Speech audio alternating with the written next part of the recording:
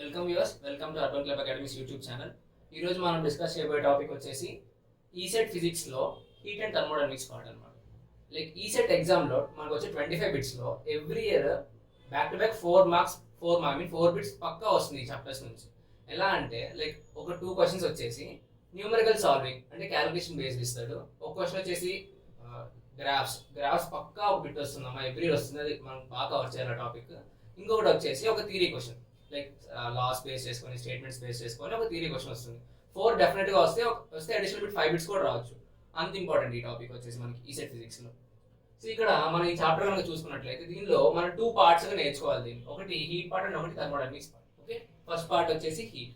మన హీట్లో first discuss చేసుకోబోయే topic వచ్చేసి గ్యాస్ లాస్. అంటే ఒక గ్యాస్ యొక్క నేచర్ డిఫరెంట్ ప్రాపర్టీస్ వల్ల, లైక్ ప్రెషర్ వల్ల, వాల్యూమ్ వల్ల, టెంపరేచర్ వల్ల గ్యాస్ యొక్క డైమెన్షన్స్ కానీ గ్యాస్ యొక్క ప్రాపర్టీస్ కానీ దాని యొక్క నేచర్ కానీ ఎలా మారుతుందో, ఎలా డిఫర్ అవుతుందో తెలుసుకునేది గ్యాస్ లాస్. ఈ లెసన్లో ఈ గ్యాస్ లాస్ టాపిక్లో డిఫరెంట్ సైంటిస్ట్ ప్రపోజ్ చేశారు. ఏంటంటే ఇవి ఫర్దర్గా చాలా డిస్కస్ చేస్తామా, boils law, Charles law and Avogadro's law. Charles లాలో మళ్ళీ చార్లెస్ ఫస్ట్ లా, చార్లెస్ సెకండ్ లా అని ఉంటాయి. ఓకే, అన్ని డిస్కస్ చేస్తాం. Charles law and Avogadro's law. Next వచ్చేసి pressure and volume coefficients.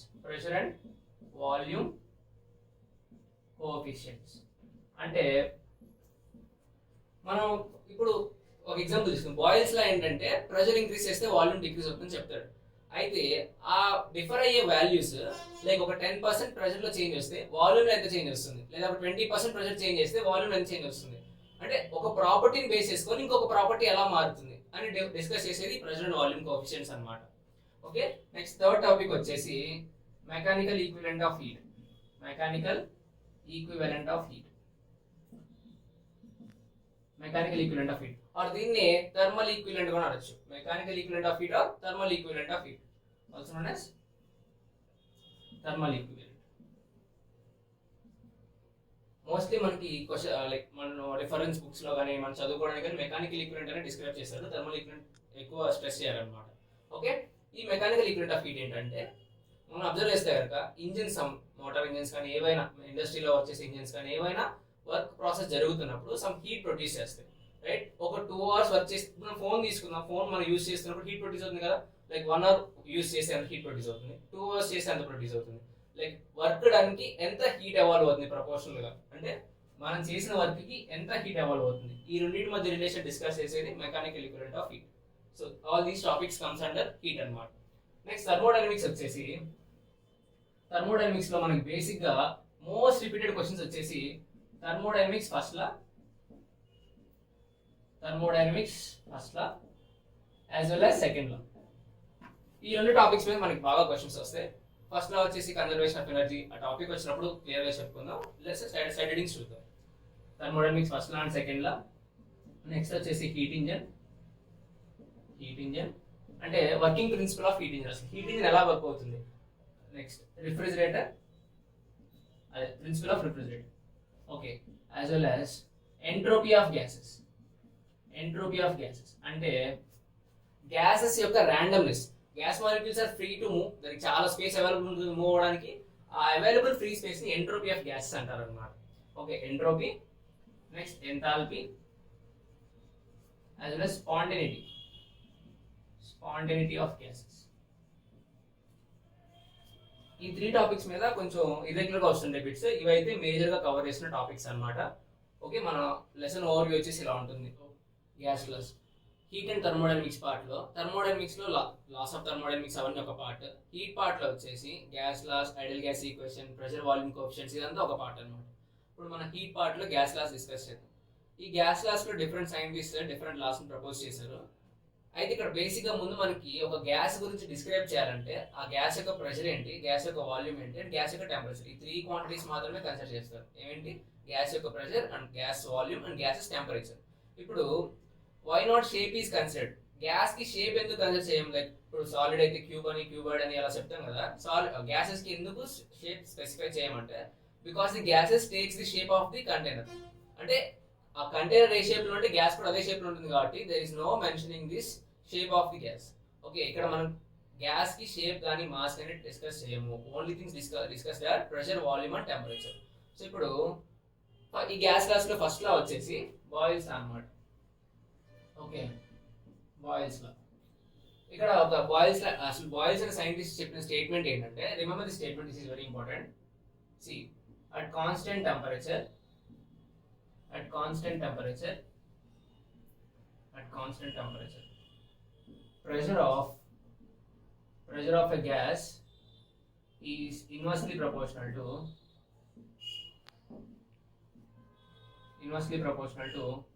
its volume. ఆయన చెప్పిన స్టేట్మెంట్ ఏంటంటే, కాన్స్టెంట్ టెంపరేచర్ దగ్గర ఒక pressure of gas is always inversely proportional to it's volume. ఇది ఎలాగనే ప్రాక్టికల్ డిస్కషన్ ఉంటుంది. ఇక్కడ ఏంటంటే కొన్ని కండిషన్స్ ఉన్నాయి. బాయిల్స్ లో ప్రకారం ఫస్ట్ తీసుకోవాల్సిన కండిషన్ ఏంటి, టెంపరేచర్ ని కాన్స్టెంట్ పెట్టేసేయాలి. And the temperature should be measured in Kelvin scale. ఏ స్కేల్ లో మెజర్ చేయాలి, కెల్విన్ స్కేల్ లో. This Kelvin scale is also known as absolute scale అన్న SI యూనిట్స్ ఆఫ్ టెంపరేచర్ అన్న కెల్విన్ లోనే చెప్పాలి.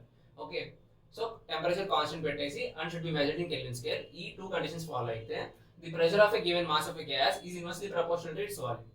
ఏంటి ఇక్కడ చూడండి, చెప్పిన స్టేట్మెంట్ ఏంటంటే pressure is inversely proportional to volume.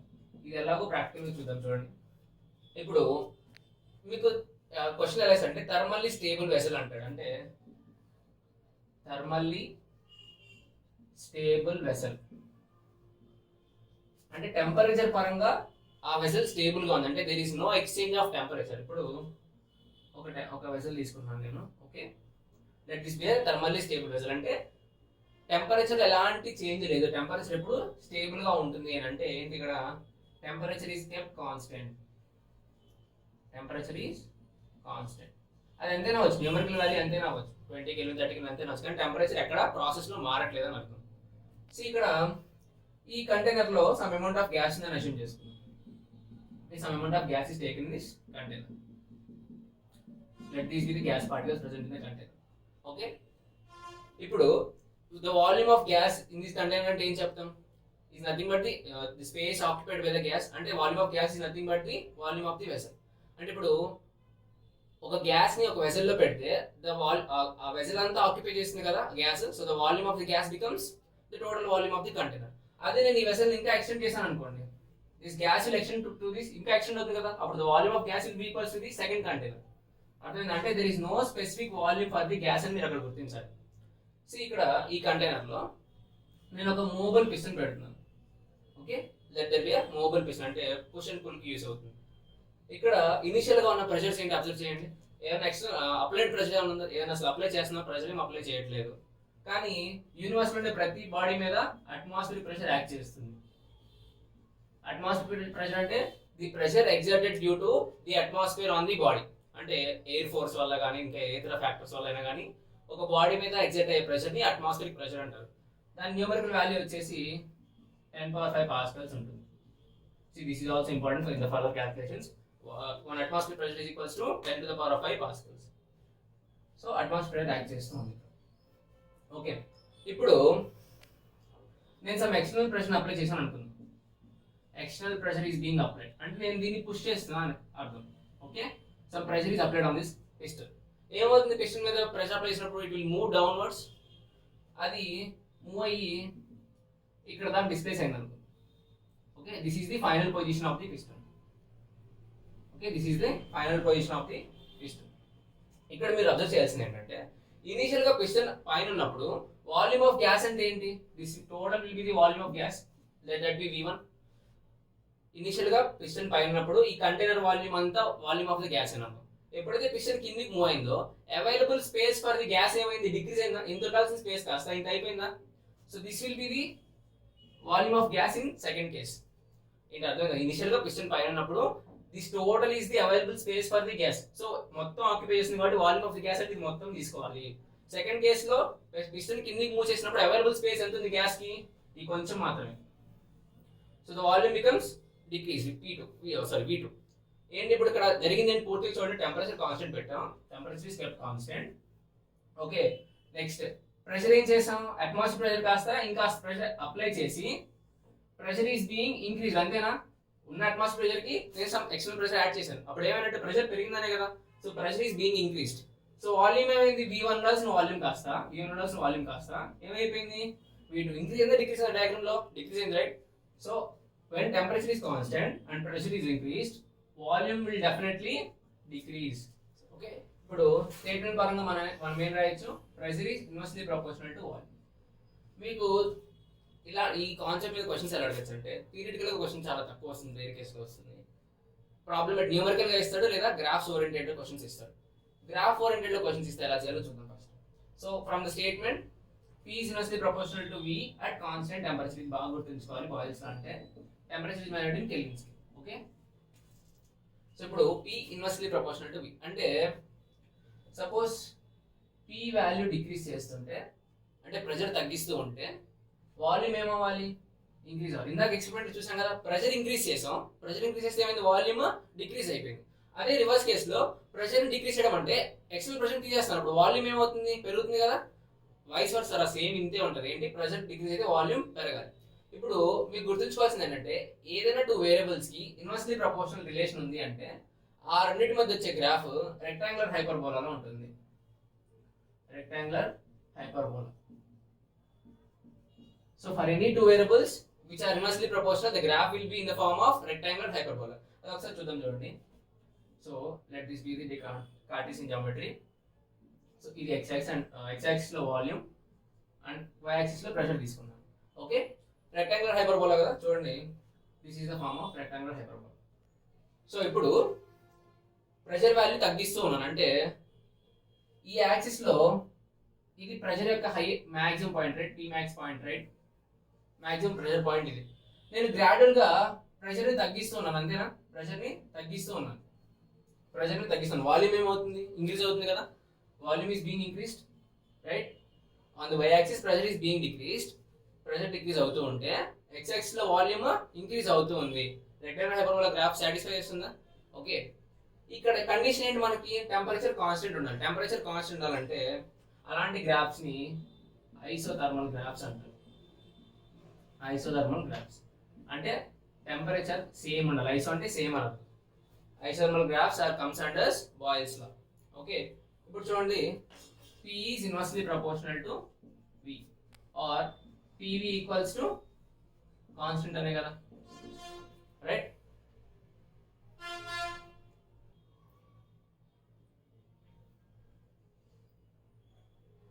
So మనకి PV equals to constant వచ్చింది కదా, అంటే ఏంటి, P1 V1 equals to P2 V2 or P1 by P2 equals to V2 by V2. ఈ టూ రిలేషన్స్ మనకి క్వశ్చన్స్ లో యూజ్ అవుతాయి. ఓకే, బాయిల్స్ లా based questions వస్తే ఈ టూ రిలేషన్స్ మనకి చాలా యూజ్ అవుతాయి. సో ఇది ఒక టైప్ ఆఫ్ గ్రాఫ్. ఇప్పుడు ఇక్కడ గ్రాఫ్స్ లో ప్రెషర్ కి వాల్యూమ్ కి గ్రాఫ్ రాసాడు కాబట్టి ఓకే. ఇఫ్ సెకండ్ కేస్ వచ్చేసి ఏంటంటే ప్రెషర్ కి అండ్ 1 by వాల్యూమ్ గ్రాఫ్ గీస్తే, అంటే the graph is drawn between pressure and the inverse of volume. ఏంటప్పుడు pressure is inversely proportional to volume, అంతేనా? ఇక్కడ చూడండి బాగా చూడండి, P is directly proportional to 1 by V అని చెప్పొచ్చా? P is inversely proportional to V or P is directly proportional to 1 by V, అంతేనా? అంటే ఇప్పుడు ప్రెషర్ కి 1 by వాల్యూమ్ కి గ్రాఫ్ కి సేమ్ అవుతుంది, డైరెక్ట్లీ ప్రపోర్షనల్ కాబట్టి it will be straight line passing through the origin. Okay, so ఇక్కడ only two graphs are important. ఇక్కడ ప్రెషర్ అండ్ వాల్యూమ్ కి గ్రాఫ్ గీస్తే as they inversely proportional the graph will be rectangular hyperbola. Or pressure కి 1 by volume కి graph గీస్తే ఇక్కడ pressure is directly proportional to 1 by volume అని చెప్పొచ్చు కదా. So they are directly proportional. The graph will be a straight line passing through the origin. See, okay, ఇప్పటిదాకా మనం boils గురించి డిస్కస్ చేసాం కదా, వాటి మీద న్యూమరికల్ క్వశ్చన్స్ మనకి ఎలా వస్తాయి ఒకసారి డిస్కస్ చేద్దాం. ఇక్కడ క్వశ్చన్ చూడండి, consider A gas present in a container of volume 6 liters. ఏంటి, ఒక 6 liters వాల్యూమ్ అనే కంటైనర్ ఉంది, అందులో గ్యాస్ ఉంది అన్నాడు. So the volume of gas ఎంత అవుతుంది, కంటైనర్ వాల్యూమ్ ఎంత ఉంటే గ్యాస్ వాల్యూమ్ కూడా అంతే అవుతుంది. So the volume of gas is equal to 6 liters. Let this B V1, initial గా ఉన్న వాల్యూమ్, దాన్ని V1 అనుకుంటున్నాను. ఓకే, నెక్స్ట్ ఇక్కడ చూడండి, by applying A piston if the pressure on the gas is doubled. Pressure numerical values ఇవ్వలేదు, ఏమన్నాడు, ఉన్న pressure ని డబుల్ చేసే అంటున్నాడు. ఉన్న ప్రెషర్ అంటే ఇనిషియల్ ప్రెషర్ అయినా, ఇనిషియల్ ప్రెషర్ అంటే P1. నేను దీన్ని P అనుకున్నా, P అట్మాస్ఫియర్ ప్రెషర్ ఉంది అనుకుంటున్నాను. ఏమన్నాడు అక్కడ, ప్రెషర్ ని డబుల్ చేశాడు అన్న, అంటే ఫైనల్ ప్రెషర్ ఏమవుతుంది అప్పుడు, ఫైనల్ ప్రెషర్ బి P2 ఏమవుతుంది, ఉన్న ప్రెషర్ కి డబుల్ అయింది, అంతేనా? So it becomes 2P. అయితే ఇప్పుడు మన క్వశ్చన్ ఏం అడిగాడు, ఫైనల్ వాల్యూమ్ ఎంత అని అడిగాడు. అంటే ఫైనల్ వాల్యూమ్ V2 ఎంతో మనం కనుక్కోవాలి. ఓకే, ఇక్కడ చూడండి క్వశ్చన్లో assume the temperature is unchanged. Temperature unchanged అంటే టెంపరేచర్ కాన్స్టెంట్ ఉంది అని. సో టెంపరేచర్ కాన్స్టెంట్ ఉంది, ప్రెషర్ అండ్ వాల్యూమ్ టర్మ్స్ ఇచ్చాడు. మనకు ఆటోమేటిక్ గుర్తు రావాల్సింది ఏంటి? బాయిల్స్ లా. సో బాయిల్స్ లా స్టేట్మెంట్ ఏంటి తెలుసు కదా, P is inversely proportional to V. అంటే మనకి ఇందాక వచ్చింది కదా, PV equals to constant. So from this P1 V1 equals to P2 V2. So P1 V1 equals to P2 V2. నేను దీన్ని సింప్లిఫై చేస్తే P1 by P2 is equals to P2 by V1. P1 అంటే initial గా ఉన్న pressure, P2 అంటే final గా ఉన్న pressure, V2 అంటే ఫైనల్ గా ఉన్న వాల్యూమ్, V1 అంటే ఇనిషియల్ గా ఉన్న వాల్యూమ్. సో P1 అంటే ఇక్కడ initial pressure P by P2 అంటే ఫైనల్ ప్రెషర్ ఎంత? 2P. రైట్. నెక్స్ట్ V2 అంటే ఫైనల్ వాల్యూమ్, అది మనం ఫైండ్ అవుట్ చేయాలి. V2 బై V1 అంటే ఇనిషియల్ గా ఉన్న వాల్యూమ్, ఇనిషియల్ వాల్యూమ్ ఎంత? 6 లీటర్స్. రైట్. ఇది అర్థమైందిగా, final initial pressures, final initial volumes. So ఇక్కడ P and P gets cancel. So 1/2 equals to V2 by 6. So that V2 equals to 6/2. That becomes 3 liters. ఇక్కడ చూడండి, V2 becomes 3 liters. ఇక్కడ మనం observe చేస్తే మనం చూడండి, ఇక్కడ pressure on the gas is doubled. అంటే ప్రెషర్ ని డబుల్ చేశాడు, అంటే ప్రెషర్ ని ఇంక్రీజ్ చేశాడు. ప్రెషర్ ఇంక్రీజ్ చేస్తే ఇనిషియల్ గా ఉన్న వాల్యూమ్ ఎంత? 6 లీటర్స్. ఫైనల్ గా వచ్చిన వాల్యూమ్ ఎంత? 3 లీటర్స్. అంటే ప్రెషర్ ఇంక్రీజ్ చేస్తే వాల్యూమ్ ఏమైంది? డిక్రీజ్ అయింది. ఎక్కడ? కాన్స్టెంట్ టెంపరేచర్ దగ్గర. సో బాయిల్స్ లా మీద క్వశ్చన్స్ ఇలా ఉంటాయి మనకి. సో మనం heat and thermodynamics chapter discuss చేస్తూ ఉన్నాం. దానిలో గ్యాస్ లాస్ టాపిక్ లో బాయిల్స్ లా ప్రీవియస్ వీడియోలో డిస్కస్ చేయడం జరిగింది. So now comes to Charles law. See Boyle's law statement చూసినట్లయితే మీరు ఒకసారి రివైజ్ చేస్తాను చూడండి. At constant temperature pressure of a gas is inversely proportional to it's volume. Absolute scale దగ్గర, అబ్సల్యూట్ స్కేల్ లో మెజర్ చేసినప్పుడు కాన్స్టెంట్ టెంపరేచర్ దగ్గర pressure of a gas is inversely proportional to volume of the gas అని చెప్తారు. So ఇప్పుడు Charles లా ఏంటంటే దీనిలో 2 variables ఉంటాయి. చార్ల్స్ ఫస్ట్ లా, చార్ల్స్ సెకండ్ అని 2 లాస్ ఉంటాయి. సో ఫస్ట్ మనం చార్లెస్ ఫస్ట్ లా డిస్కస్ చేద్దాం. Charles first law. సో దీని స్టేట్మెంట్ వచ్చేసి ఏంటంటే అట్ కాన్స్టెంట్ ప్రెషర్ ప్రెషర్ ని కాన్స్టెంట్ గా ఉంచుకొని at constant pressure volume of a gas is directly proportional to absolute temperature. ఇక్కడ స్టేట్మెంట్ అబ్జర్వ్ చేయండి. ఏంటి కాన్స్టెంట్? ఇక్కడ ప్రెషర్ కాన్స్టెంట్ గా ఉన్నప్పుడు అబ్సల్యూట్ టెంపరేచర్ చేంజ్ అయితే కనుక వాల్యూమ్ కూడా చేంజ్ అవుతుంది. ఏ విధంగా చేంజ్ అవుతుంది? ఇది ఇంక్రీజ్ అయితే ఇది కూడా ఇంక్రీజ్ అవుతుంది, లేదా డిక్రీజ్ అయితే ఇది కూడా డిక్రీజ్ అవుతుంది. అంటే టెంపరేచర్ అండ్ వాల్యూమ్ చేంజెస్ అనేవి డైరెక్ట్లీ ప్రపోర్షనల్ అని చెప్తారు Charles first law. See, at constant pressure, volume of a gas is directly proportional to the volume temperature.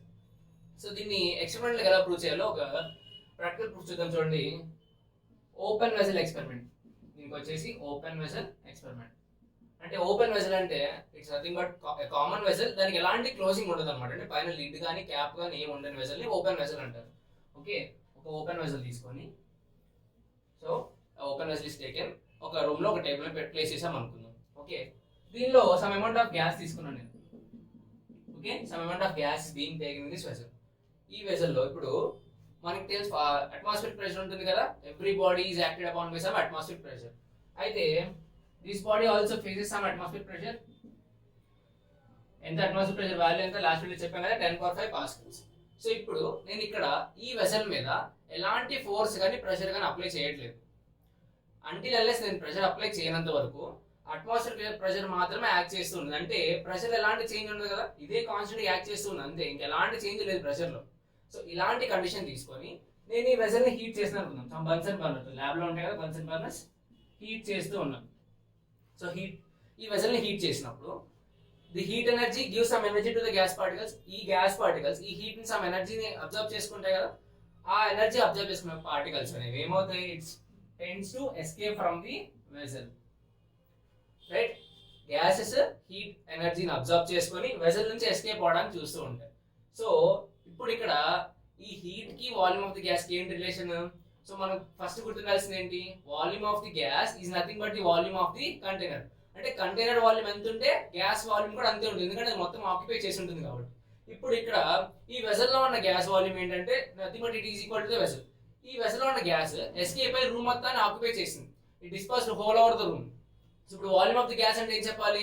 Nothing but the volume of the room. So ఇప్పుడు heat rice చేసినప్పుడే కదా volume కూడా increase అయింది. అంటే ఇప్పుడు ఎప్పుడైతే హీట్ పెరిగిందో volume కూడా ఇంక్రీజ్ అయిందని చెప్తున్నాం కదా. So that is the volume of the gas is directly proportional temperature. ఎప్పుడు ప్రెషర్ ఎలాంటి చేంజ్ చేయలేదు, మనం ప్రెషర్ కాన్స్టెంట్ ఉంచేసుకున్నాం. సో ఇప్పుడు ఈ స్టేట్మెంట్ ప్రూఫ్ అర్థమైంది. ఒకసారి చూడండి, ఇక్కడ కాన్స్టెంట్ ప్రెషర్ దగ్గర అట్మాస్ఫియర్ ప్రెషర్ లో పెట్టాను నేను, ఎలాంటి ప్రెషర్ అప్లై చేయలేదు. హీట్ రైస్ చేస్తే టెంపరేచర్ కూడా రైజ్ అవుతుంది తెలుసు కదా. Heat is the cause, temperature is the effect. So heat rice చేసినప్పుడు ఆ గ్యాస్ కూడా హీట్ ఎనర్జీని అబ్జర్వ్ చేసుకొని అది ఎస్కేప్ అయింది వెసల్ నుంచి. సో అది రూమ్ మొత్తాన్ని ఆక్యుపై చేసింది కాబట్టి the volume of the gas is now the volume of room. So volume కూడా ఇంక్రీజ్ అయింది కదా. So that is the proof for this experiment అన్నమాట. ఓకే, సో ఏంటి ఇక్కడ ఏం జరిగింది, pressure constant pressure only atmosphere pressure మాత్రమే యాక్ట్ చేస్తుంది. టెంపరేచర్ ఎప్పుడైతే రైజ్ అయిందో వాల్యూమ్ ఆఫ్ ది గ్యాస్ కూడా ఇంక్రీజ్ అయింది. So this denotes the direct relationship between the temperature and the volume. గుర్తుంచుకోండి, ఇక్కడ temperature should always be measured in absolute scale, అంటే kelvin scale లో మాత్రమే మెజర్ చేయాలి.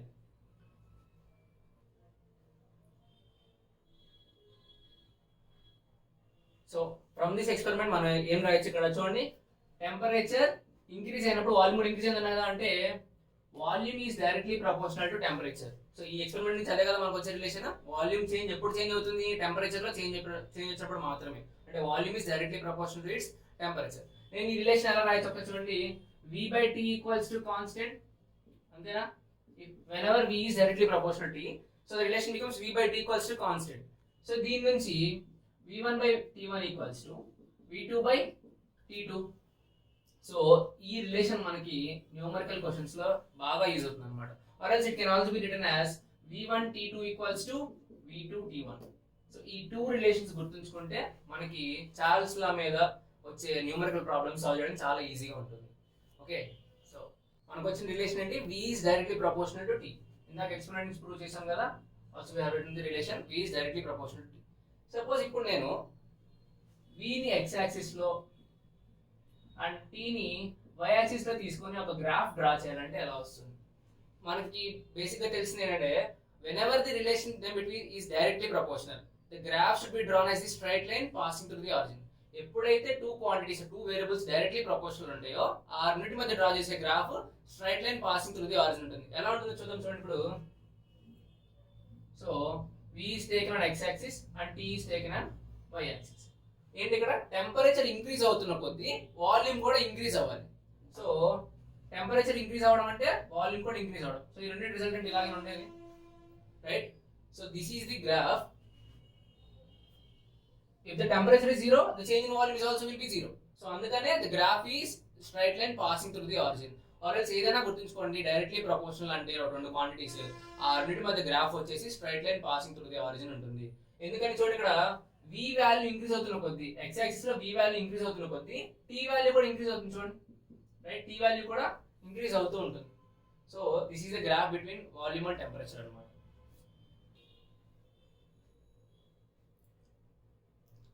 So moving on the Charles second law. ఏంటి first law ఏంటి, at constant pressure ని constant పెట్టుకుంటే వాల్యూమ్ అనేది టెంపరేచర్ పరంగా చేంజ్ అవుతుంది. ఎలా టెంపరేచర్ ఇంక్రీజ్ అయితే వాల్యూమ్ కూడా ఇంక్రీజ్ అవుతుంది. ఇప్పుడు చార్ల్స్ సెకండ్ లా స్టేట్మెంట్ ఏంటి చూడండి ఒకసారి, అట్ కాన్స్టెంట్ వాల్యూమ్ అంటే వాల్యూమ్ ఆఫ్ ది గ్యాస్ ని కాన్స్టెంట్ గా ఉంచాలి. See volume of the gas is kept constant. So constant volume దగ్గర pressure of gas is directly proportional to absolute temperature. ఇక్కడ చాలా సెకండ్ లో వచ్చేసి అట్ కాన్స్టెంట్ వాల్యూమ్ దగ్గర pressure of a gas is directly proportional to temperature. So ఈ statement లో ఒకసారి prove చేద్దాం. ఇక్కడ మీరు బాగా అబ్జర్వ్ చేయాల్సింది ఏంటి, కాన్స్టెంట్ వాల్యూమ్ అంటున్నాడు. అసలు గ్యాస్ కి వాల్యూమ్ కాన్స్టెంట్ ఉంటుందా, లేదు కదా. ఇప్పుడు ఏ కంటైనర్ తీసుకుంటే ఆ కంటైనర్ దాని వాల్యూమ్ అవుతుంది. ఇప్పుడు గ్యాస్ యొక్క వాల్యూమ్ కాన్స్టెంట్ అంటే ఏం చేయాలి, మనం కంటైనర్ యొక్క వాల్యూమ్ ని కాన్స్టెంట్ గా ఉంచాలి. అర్థమైంది. ఇప్పుడు గ్యాస్ వాల్యూమ్ కాన్స్టెంట్ గా మెయింటైన్ చేయడం అంటే nothing but the container volume ని కాన్స్టెంట్ గా మెయింటైన్ చేయడమే. ఇప్పుడు కంటైనర్ వాల్యూమ్ కాన్స్టెంట్ గా మెయింటైన్ చేయడం అంటే ఒక క్లోజ్డ్ కంటైనర్ తీసుకుందాం అనుకుందాం. ఒక క్యాప్ పెట్టిన బాటిల్ మూత పెట్టేసిన డబ్బాను ఏదైనా కాన్స్టెంట్ వాల్యూమే కదా, లోపల వాల్యూమ్ ఏం మారదు కదా. సో గ్యాస్ వాల్యూమ్ కూడా ఏం మారట్లేదు అప్పుడు. సో అదే కదా ఇప్పుడు కాన్స్టెంట్ వాల్యూమ్ అంటే. Okay, is it clear. So volume constant దగ్గర అంటే క్లోజ్డ్ వెజల్ తీసుకోవాలి. ఇక్కడ అంటే ఎక్స్పెరిమెంట్ వచ్చేసి క్లోజ్డ్ వెజల్ లో చేస్తాం. ఓకే, క్లోజ్డ్ వెజల్ లో చేస్తాం. క్లోజ్ వెజల్ లో సమ్ అమౌంట్ ఆఫ్ గ్యాస్ తీసుకొని okay let it heat again, దీన్ని హీట్ చేద్దాం.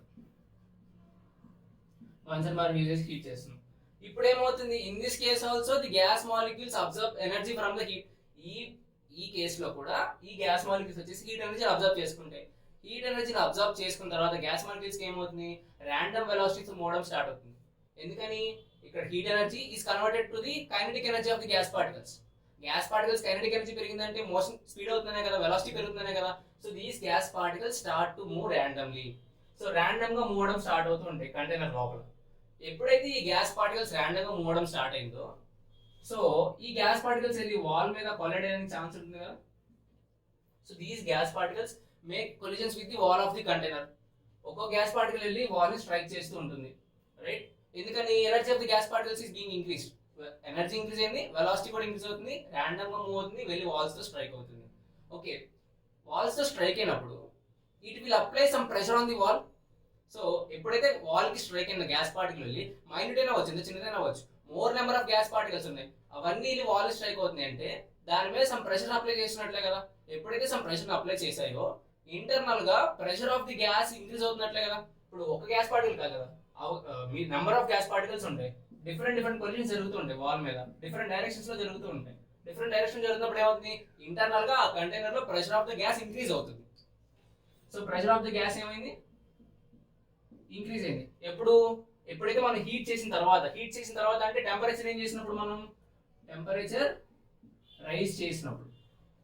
ఎక్కడ టెంపరేచర్ రైజ్ చేసాం, క్లోజ్డ్ వెజల్ లో. క్లోజ్డ్ వెజల్ అంటే దాని వాల్యూమ్ కాన్స్టెంటే కదా, కంటైనర్ వాల్యూమ్ కాన్స్టెంట్ ఉందంటే వాల్యూమ్ ఆఫ్ ది గ్యాస్ కూడా కాన్స్టెంట్ ఉన్నట్టే కదా. సో వాల్యూమ్ ని కాన్స్టెంట్ గా పెట్టినప్పుడు త్రీ కండిషన్ సాటిస్ఫాక్షన్ ఉంటే కాన్స్టెంట్ వాల్యూమ్ దగ్గర టెంపరేచర్ ఇంక్రీజ్ అయితే ప్రెషర్ కూడా ఇంక్రీజ్ అవుతుంది. So pressure is directly proportional to temperature. So ఇది వచ్చేసి చార్ల్స్ సెకండ్ లా రిలేషన్. సో మనకి క్లోజ్డ్ వెజల్ ఎక్స్పెరిమెంట్ నుంచి వచ్చిన రిలేషన్ ఏంటి, pressure is directly proportional to the temperature. Constant volume దగ్గర హీట్ చేసినప్పుడు గ్యాస్ పార్టికల్స్ యొక్క ప్రెషర్ ఇంక్రీజ్ అవుతుంది. అది ఎలా ఎక్స్పెరిమెంట్ మనకు వచ్చేసింది కదా. సో ఇప్పుడు ఈ రిలేషన్ నేను P/T ఈక్వల్ టు కాన్స్టెంట్ రాయొచ్చు కదా. This is P/T equals to constant. ఈ P/T equals constant. Now it is P1/T1 equals to P2/T2. So this is helpful for the objective point of view questions. Or else it can also be written as P1T2 equals to P2T1. మనకి multiple choice questions లో like objective questions లో అడిగే వాటిలో major గా ఈ relations మీద problems వస్తూ ఉంటాయి. ఇక్కడ మనం గుర్తుంచుకోవాల్సింది ఏంటంటే temperature should always be taken in Kelvin scale. ఇది మాత్రం ఎప్పుడు మర్చిపోదు. క్వశ్చన్ లో మనకి డిగ్రీ సెంటిగ్రేడ్ లో ఇచ్చి కన్ఫ్యూజ్ చేయాలని చూడొచ్చు, మనం ఆ వాల్యూస్ వేసుకోకూడదు, పక్కా దాన్ని కెల్విన్ స్కేల్ లోకి మార్చుకొనే చేయాలి. సో ఇప్పుడు మనకి డిగ్రీ సెంటిగ్రేడ్ కి కెల్విన్ కి రిలేషన్ ఏంటి, Kelvin scale temperature in Kelvin scale equals to temperature in degree centigrade plus 273. Okay, ఈ రిలేషన్ మీరు బాగా గుర్తుంచుకోవాలి. మన క్వశ్చన్ లో డిగ్రీ సెంటిగ్రేడ్ మీద temperature 0 degree temperature 1 degree temperature ఇస్తాడమ్మా. ఇప్పుడు 0 డిగ్రీ టెంపరేచర్ ఇచ్చాడు అనుకోండి, ఫస్ట్ కేస్ లో T1 ప్లేస్ లో 0 డిగ్రీ టెంపరేచర్ మొత్తం 0 అయిపోతుంది కదా. సో అలాగా అది క్యాలిక్యులేట్ చేయాలి. ఏం చేయాలి, డిగ్రీ సెంటిగ్రేడ్ ని ఫస్ట్ కెల్విన్ లో అంటే అబ్సల్యూట్ స్కేల్ లో మార్చుకొని తర్వాత ప్రాబ్లం ఈ ఫార్ములా అప్లై చేయాలి. ఓకే, సో ఈ రిలేషన్ వచ్చేసి kelvin scale temperature equal to degree centigrade plus 273. So P is directly proportional. ఇందా చెప్పాం కదా, ఏదైనా టూ వేరియబుల్స్ కి డైరెక్ట్లీ ప్రపోర్షనల్ రిలేషన్ ఉందంటే the graph drawn between those two variables should be the straight line passing through the origin. ఇప్పుడు చూడండి, ఇక్కడ suppose x axis లో ప్రెషర్ ని, y యాక్సిస్ లో టెంపరేచర్ ని తీసుకున్నాం అనుకో. టెంపరేచర్ ఇంక్రీజ్ చేస్తే కనుక ప్రెషర్ కూడా ఇంక్రీజ్ అవ్వాలి. సో గ్రాఫ్ ఇలా డ్రా చేస్తుంది. టెంపరేచర్ ఇంక్రీజ్ చేస్తున్నాను, టెంపరేచర్ ఇంక్రీజ్ చేస్తున్నాను, రైట్. ప్రెషర్ కూడా ఏమవ్వాలి, ఇంక్రీజ్ అవుతుంది. చూడండి, this also pressure being increased. So this is the graph between the pressure and temperature of the gases. ఇది ఎక్కడ, ఏ కండిషన్ లో, కాన్స్టెంట్ వాల్యూమ్ క్లోజ్ వెజల్ లో మాత్రమే. వాల్యూమ్ ఆఫ్ ది గ్యాస్ లో ఎలాంటి చేంజ్ రానప్పుడు మాత్రమే ఇది అప్లికేబుల్. ఇది బాగా గుర్తుంచుకోవాలి. ఇప్పటిదాకా Charles first law and second law డిస్కస్ చేసాం కదా. Charles first law and second law laws ని బేస్ చేసుకొని మనకి న్యూమరికల్స్ అలా వస్తే చిన్న ఎగ్జాంపుల్స్ చూద్దాం. చూడండి, ఇక్కడ ఫస్ట్ క్వశ్చన్ వచ్చేసి gas is present in open vessel of volume 5 litres. ఏంటి ఓపెన్ వెజల్ లో, చూడండి ఓపెన్ వెజల్, దీని వెజల్ వాల్యూమ్ వచ్చేసి 5 లీటర్స్. అందులో కొంచెం గ్యాస్ ఉంది అన్నట్టు. So some amount of gas is presented 273 kelvin. ఇది ఈ టెంపరేచర్ దగ్గర ఓపెన్ వెజల్ లో సమ్ అమౌంట్ ఆఫ్ గ్యాస్ ఉంది. Okay, if it is heated to 546 kelvin, what will be the change in volume. ఏం చేశాడు, దీన్ని హీట్ చేశాడు. ఎక్కడికి, 546 కెల్విన్ టెంపరేచర్ కు హీట్ చేశాడు. అయితే ఈ వాల్యూమ్ ఆఫ్ ది గ్యాస్ పరిస్థితి ఏంటని అడుగుతారు క్వశ్చన్. చూడండి ఇక్కడ ఓపెన్ వెసల్ అన్నాడు, ఎక్కడ కూడా ప్రెషర్ గురించి డిస్కషన్ రాలేదు. ప్రెషర్ అంటే అన్చేంజ్ అని తీసుకోవాలి. ఓపెన్ వెసల్ అంటే దీని మీద ఓన్లీ అట్మాస్ఫియర్ ప్రెషర్ మాత్రమే యాక్ట్ చేస్తుంది. ప్రెషర్ ఎలాంటి చేంజ్ లేదు, టెంపరేచర్ చేంజ్ అయింది అంటే వాల్యూమ్ చేంజ్ అడుగుతున్నాడు. ఎక్కడ వచ్చింది ఇది? చార్ల్స్ ఫస్ట్ లో at constant pressure volume is directly proportional temperature. చూడండి ఇక్కడ volume is directly proportional to temperature అంటే ఏంటి? V/T equal to constant or else V1/T1 equals to V2/T2. ఇక్కడ V1 అంటే ఇనిషియల్ వాల్యూమ్ అంటే ఫస్ట్ కేసులోనే వాల్యూమ్, T1 అంటే initial temperature, V2 అంటే final volume and T2 అంటే ఫైనల్ టెంపరేచర్. ఇక్కడ చూడండి ఫస్ట్ V1 ఏంటి? ఇనిషియల్ గా ఉన్న వాల్యూమ్ ఏంటి? గ్యాస్ యొక్క ఇనిషియల్ వాల్యూమ్ ఏంటి? కంటైనర్ వాల్యూమే కదా. కంటైనర్ వాల్యూమ్ ఎంత? 5 లీటర్స్ ఉంది. 5 లీటర్స్ బై T1 ఇనిషియల్ గా ఉన్న టెంపరేచర్ ఎంత? 273 కెల్విన్. ఏ స్కేల్లో ఉంది? కెల్విన్ స్కేల్లో ఉంది. మనకి ఏ స్కేల్లో కావాలి? కెల్విన్ స్కేల్లోనే కదా. So 273 kelvin is equals to V2 ఎంత? ఎక్కడన్నా V2 మనకి డేటాలో కూడా లేదంటే మనం V2 నే ఫైండ్ అవుట్ చేయాలి. యాక్చువల్గా చేంజ్ ఇన్ వాల్యూమ్ ని ఫైండ్ అవుట్ చేయాలి. సో V2 బై T2 ఎంత రైస్ చేశాడు? టెంపరేచర్ ని 546 వరకు రైస్ చేశాడు. Equals to 546. దీన్ని సింప్లిఫై చేస్తే చూడండి ఇది 2 టైమ్స్ క్యాన్సిల్ అవుతుంది. So V2 equals to 10 litres. మన క్వశ్చన్ అడిగాడు V2 అడిగాడా లేదా చేంజ్ ఇన్ వాల్యూమ్ అడిగాడు? సో చూడండి క్వశ్చన్ లో చేంజ్ ఇన్ వాల్యూమ్ అడిగాడు అంటే ఫైనల్ వాల్యూమ్ కి ఇనిషియల్ వాల్యూమ్ కి డిఫరెన్స్ అడిగాడు. సో ఫైనల్ వాల్యూమ్ ఎంత వచ్చింది? 10 లీటర్స్ వచ్చింది. ఇనిషియల్ ఉన్న వాల్యూమ్ ఎంత? 5 litres. So change in volume ఎంత అవుతున్నప్పుడు? 5 litres. So change in volume equals to final volume minus initial volume. So 10 minus 5 that is 5 litres. Okay, ఇది చాలా ఫస్ట్ లా, ఎందుకని ప్రెషర్ కాన్సన్ట్రేట్ చేశాడు కాబట్టి. So moving on to second question. Second question చూద్దాం. చూడండి gas is present in a closed container. Closed container లో gas ఉంది. C closed container లో గ్యాస్ ఉంది. ఆ కంటైనర్ యొక్క వాల్యూమ్ ఎంత? 2 లీటర్స్. సో ఇప్పుడు ఈ గ్యాస్ వాల్యూమ్ ఎంత అవుతుంది? కంటైనర్ వాల్యూమే కదా. So volume of gas is equal to 2 litres. 2 litres volume 0 degrees temperature దగ్గర ఉంది అన్నాడు. So it is at 0 degrees temperature. Whenever it is heated to 273 degrees centigrade, దీన్ని 273 degrees సెంటిగ్రేడ్ కి హీట్ చేస్తే ఆ ప్రెషర్ లో ఎంత చేంజ్ ఇన్ ప్రెషర్ అడుగుతున్నాడు. చూడండి ఇక్కడ క్లోజ్డ్ వాల్యూమ్ అంటే క్లోజ్డ్ వెసల్ అంటే volume of the gas remains unchanged. ఒక మూత పెట్టేసింది డబ్బా లోపల గ్యాస్ అంటే అక్కడ వాల్యూమ్ ఎక్కడ మారట్లేదు కదా. So volume is being constant. Volume constant ఉంది. టెంపరేచర్ రైస్ చేశాడు. ప్రెషర్ ఏమవుతుంది? రైస్ అవుతుంది. ఎందుకని? Charles second law states that at constant volume pressure of a gas is directly proportional to the temperature. So see the relation ఏంటి అక్కడ? P is directly proportional to T or else P/T equals to constant. So this can also be written as P1/T1 equals to P2/T2. P1 అంటే initial గా ఉన్న pressure, T1 అంటే initial గా ఉన్న temperature, first case లో ఉండే temperature and pressure. So P2 అంటే final pressure, T2 అంటే ఫైనల్ టెంపరేచర్. సో ఇప్పుడు P1 ఎంత? ఇనిషియల్ గా ఉన్న ప్రెషర్ ఎంత? ఇనిషియల్ గా ఉన్న ప్రెషర్ అంతా ప్రతి బాడీ మీద అట్మాస్ఫియర్ ప్రెషర్ ఉన్నట్లే ఇక్కడ ప్రెషర్ మెన్షన్ చేయకపోయినా అక్కడ ఎంత ప్రెషర్ ఉన్నట్లు 1 atmosphere ప్రెషర్ ఉన్నట్టు. నేను దాన్ని సపోజ్ P atmospheres అనుకున్నా. So let P1 be P. Okay, next T1 ఎంత? 0 degrees సెంటిగ్రేడ్. కానీ మనకి ఏ స్కేల్లో కావాలి? కెల్విన్ స్కేల్లో కావాలి. ఇందాక రిలేషన్ చెప్పాం కదా వీడియోలో ఏంటి? Kelvin scale is equals to degree centigrade plus 273. So kelvin స్కేల్లో మనకి టెంపరేచర్ కావాలంటే ఇచ్చిన డిగ్రీ సెంటిగ్రేడ్ స్కేల్ కి 273 యాడ్ చేస్తే చాలు. సో ఇప్పుడు మనకి 0 degrees సెంటిగ్రేడ్ ఎంత కెల్విన్ అవుతుంది? యాడ్ చేసామంటే 0 + 273, so it comes 273 kelvin. So T1 place లో 273 సబ్స్టిట్యూట్ చేయండి is equals to. So P2 మనకి ఈ చేంజ్ ఇన్ ప్రెషర్ కావాలంటే P2 కూడా కనుక్కోవాలి. లెట్ P2 గా ఉంచుకున్నా వేరియబుల్. నెక్స్ట్ T2 ఎంత రైజ్ చేశాడు? 273 కి రైజ్ చేశాడు. సో 273 కి రైజ్ చేశాడంటే సేమ్ డిగ్రీ సెంటిగ్రేడ్ ఇచ్చాడు కదా, దీన్ని కూడా మనం కెల్విన్ లోకి మార్చుకోవాలి. సో 273 + 273 ఎంత అవుతుంది? 546 అవుతుంది. సో 546 దిస్ కమ్స్ హియర్, ఇక్కడ 2 టైమ్స్ క్యాన్సిల్ అవుతుంది. So P2 equals to 2P. మనకి P2 కావాలా లేదా చేంజ్ ఇన్ ప్రెషర్ కావాలా? అంటే ఫైనల్ ప్రెషర్ కావాలా లేదా ఫైనల్ కి ఇనిషియల్ కి మధ్య డిఫరెన్స్ కావాలా? క్వశ్చన్ ఏమిటి చూడండి, చేంజ్ ఇన్ ప్రెషర్ అడిగాడు. చేంజ్ ఇన్ ప్రెషర్ అంటే change in pressure equals to final pressure minus initial pressure, అంతేనా? సో ఫైనల్ ప్రెషర్ ఎంత ఇక్కడ? 2P. ఇనిషియల్ ప్రెషర్ ఎంత? P. So change in pressure is P. అక్కడ మనకి న్యూమరికల్ అవసరం లేదు, జస్ట్ చేంజ్ ఇన్ ప్రెషర్. మీకు ఆప్షన్స్ ఇలాగే ఉంటాయి. So change in pressure is P atmospheres అంతే. సో ఇంతే సింపుల్ గా ఉంటాయి మనకి. జస్ట్ అక్కడ స్టేట్మెంట్ గుర్తుంచుకోండి, ఓపెన్ వెసలా క్లోజ్ వెసలా అనుకుని అదొకటి చూసుకొని చాలు. మనం గ్యాస్ లాస్ లో Boyle's law and Charles discuss చేసాం. నెక్స్ట్ గ్యాస్ లా వచ్చేసి Dalton's law of partial pressure. ఇక్కడ ముందు పార్షియల్ ప్రెషర్ అంటే టర్మ్స్ యొక్క డెఫినేషన్స్ తెలుసుకుందాం. ఓకే, దాన్ని ఎక్స్ప్లెయిన్ చేసే ముందు ఒక చిన్న తిరిగిపాటు చూడండి. ఒక కంటైనర్ తీసుకుందాం. Let us take a container which is closed container which has a 4 kind of gas molecules. ఇందులో 4 A అనే గ్యాస్, B అనే గ్యాస్, C అనే గ్యాస్, D అనే 4 kind of gas molecules ఉన్నాయి అనుకుంటాం. అవి ఎంత నెంబర్ లో ఉన్నాయి మనకు తెలియదు. Just 4 kind of gas molecules ఉన్నాయి అంతే. ఇప్పుడు సి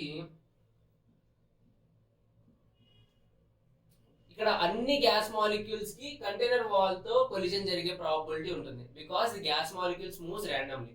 ఈ గ్యాస్ మాలిక్యూల్స్ ర్యాండమ్ గా మూవ్ అవుతూ ఉన్నప్పుడు గ్యాస్ మాలిక్యూల్స్ స్టేబుల్ ఏం కాదు, కంటిన్యూస్ గా కదులుతూ ఉంటాయి. అవి స్పెసిఫిక్ ఈ డైరెక్షన్ లో కదలనే లేదు. So they moves randomly. Random గా మూవ్ అవుతూ కంటైనర్ వాల్ మీద కొలిజన్స్ జరుగుతూ ఉంటాయి. whenever they are colliding with the container wall, it applies some pressure on the wall. ఇప్పుడు ఈ గ్యాస్ మాలిక్యూల్ వాల్ మీద ఇలా కొలైడ్ అయింది అనుకుందాం. it applies some force or nothing but it applies some pressure on the container wall. So ఇప్పుడు pressure apply చేస్తుంది. So the pressure applied on the container wall due to the gas molecules is known as the pressure of gas. So మన question లో pressure of gas అని ఇచ్చాడంటే ఏం లేదు, the pressure exerted by the gas molecules on the walls of container is known as the pressure of gas. అయితే ఇక్కడ మనకి 3 terms వస్తాయి చూడండి. ఒకటి ఏంటంటే total pressure, partial pressure and mole fraction. So ఇక్కడ ఫస్ట్ టోటల్ ప్రెషర్ అంటే ఏంటి? టోటల్ ప్రెషర్ అంటే the pressure exerted by the all kind of gas molecules inside the container. ఒక కంటైనర్ లోపల ఉన్న గ్యాస్ మాలిక్యూల్స్ అన్నిటి వల్ల వచ్చిన ప్రెషర్ ని టోటల్ ప్రెషర్ అంటారు. ఏంటి? The pressure exerted by the all the gas molecules inside the container is known as total pressure. Suppose ఈ కంటైనర్ లోపల టోటల్ ప్రెషర్ ఒక 10 atmospheres అనుకున్నాం. Atmosphere is the unit of pressure. 1 atmosphere equals to 10⁵ pascals. ఇది గుర్తుంచుకోవాలి, 10⁵ pascals.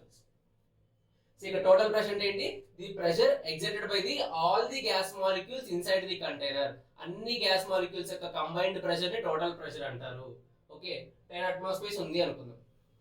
ఇప్పుడు ఈ 10 atmospheres లో ప్రతి గ్యాస్ కాంట్రిబ్యూషన్ ఉన్నట్లే కదా, each and every gas contribution ఉన్నట్లే. అన్నిటిని కౌంట్ చేసాం కదా, అన్నిటిని కౌంట్ చేసామంటే ఈ 10 atmospheres అనేది వీటన్నిటి వల్ల కాజ్ అయింది. సో ఈ 10 atmospheres లో ప్రతి దానికి ఎంతో కొంత కాంట్రిబ్యూషన్ ఉంటుంది. అది ఈక్వల్ అన్ఈక్వల్ అనేది మనకు అనవసరం. అది మోల్ ఫ్రాక్షన్ వద్ద వస్తుంది, ఈక్వల్ అన్ఈక్వల్ అని. సపోజ్ నేను ఫర్ ఎగ్జాంపుల్ దగ్గర 3 2 3 2 తీసుకుంటున్నాను, అంటే ఇంత అట్మాస్ఫియర్ ప్రెషర్ ఎగ్జర్ట్ చేస్తున్నా తీసుకుంటున్నాను. అది ఈక్వల్ ఉండొచ్చు, ఉండకపోవచ్చు, ఉండాలనే రూల్ ఏం లేదు. ఎలా ఈక్వల్ అవుతుంది, ఎలా ఈక్వల్ అవ్వదని చెప్పేసి మోల్ ఫ్రాక్షన్ దగ్గర వస్తుంది, డిస్కస్ చేద్దాం. ఫర్ ఎగ్జాంపుల్ 10 atmospheres ప్రెషర్ ఉంటే ఏ వల్ల 3 atmospheres, బి వల్ల 2 atmospheres, సి వల్ల 3 అండ్ డి వల్ల 2 ఇలా కాంట్రిబ్యూట్ చేశాను అనుకుంటున్నాను. ఓకే, చూడండి ఇక్కడ మళ్ళీ లెఫ్ట్ చూడండి. టోటల్ ప్రెషర్ అంటే the pressure inside the container by all the gas molecules. Total pressure అంటే ఇక్కడ 10 atmospheres. ఓకే, 10 atmospheres ఇది టోటల్ ప్రెషర్. ఇప్పుడు పార్షియల్ ప్రెషర్ అంటే చూడండి. పార్షియల్ ప్రెషర్ అంటే the pressure exerted on the walls of the container by a single kind of gas molecules. ఇప్పుడు ఏ ఒక కైండ్, బి ఒక కైండ్, అలా 4 డిఫరెంట్ కైండ్స్ ఉన్నాయి. ఇందులో each kind of gas molecules వచ్చిన ప్రెషర్ ని పార్షియల్ ప్రెషర్ అంటారు. ఏంటి పార్షియల్ ప్రెషర్ అంటే? పార్షియల్ ప్రెషర్ అంటే ప్రెషర్ డ్యూ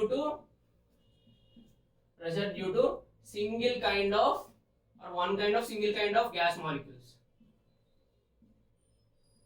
ఇప్పుడు suppose partial pressure of A అంటాడు. పార్షియల్ ప్రెషర్ ఆఫ్ ఏ అంటే the pressure exerted inside the container by only A gas molecules.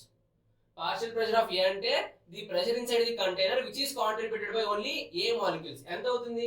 Partial pressure of A 3 atmospheres. Total pressure లో ఏ ఒక contribution ఎంత ఉందో దాన్ని partial pressure of ఏ అంటారు. So partial pressure of A ఎంత? Partial pressure is PP. Okay, of A is 3 atmospheres. Given example లో మనం ఏం క్యాలిక్యులేట్ చేయలేదు, ఎగ్జాంపుల్ ఇలా ఇచ్చాడు 3 atmospheres అంతే.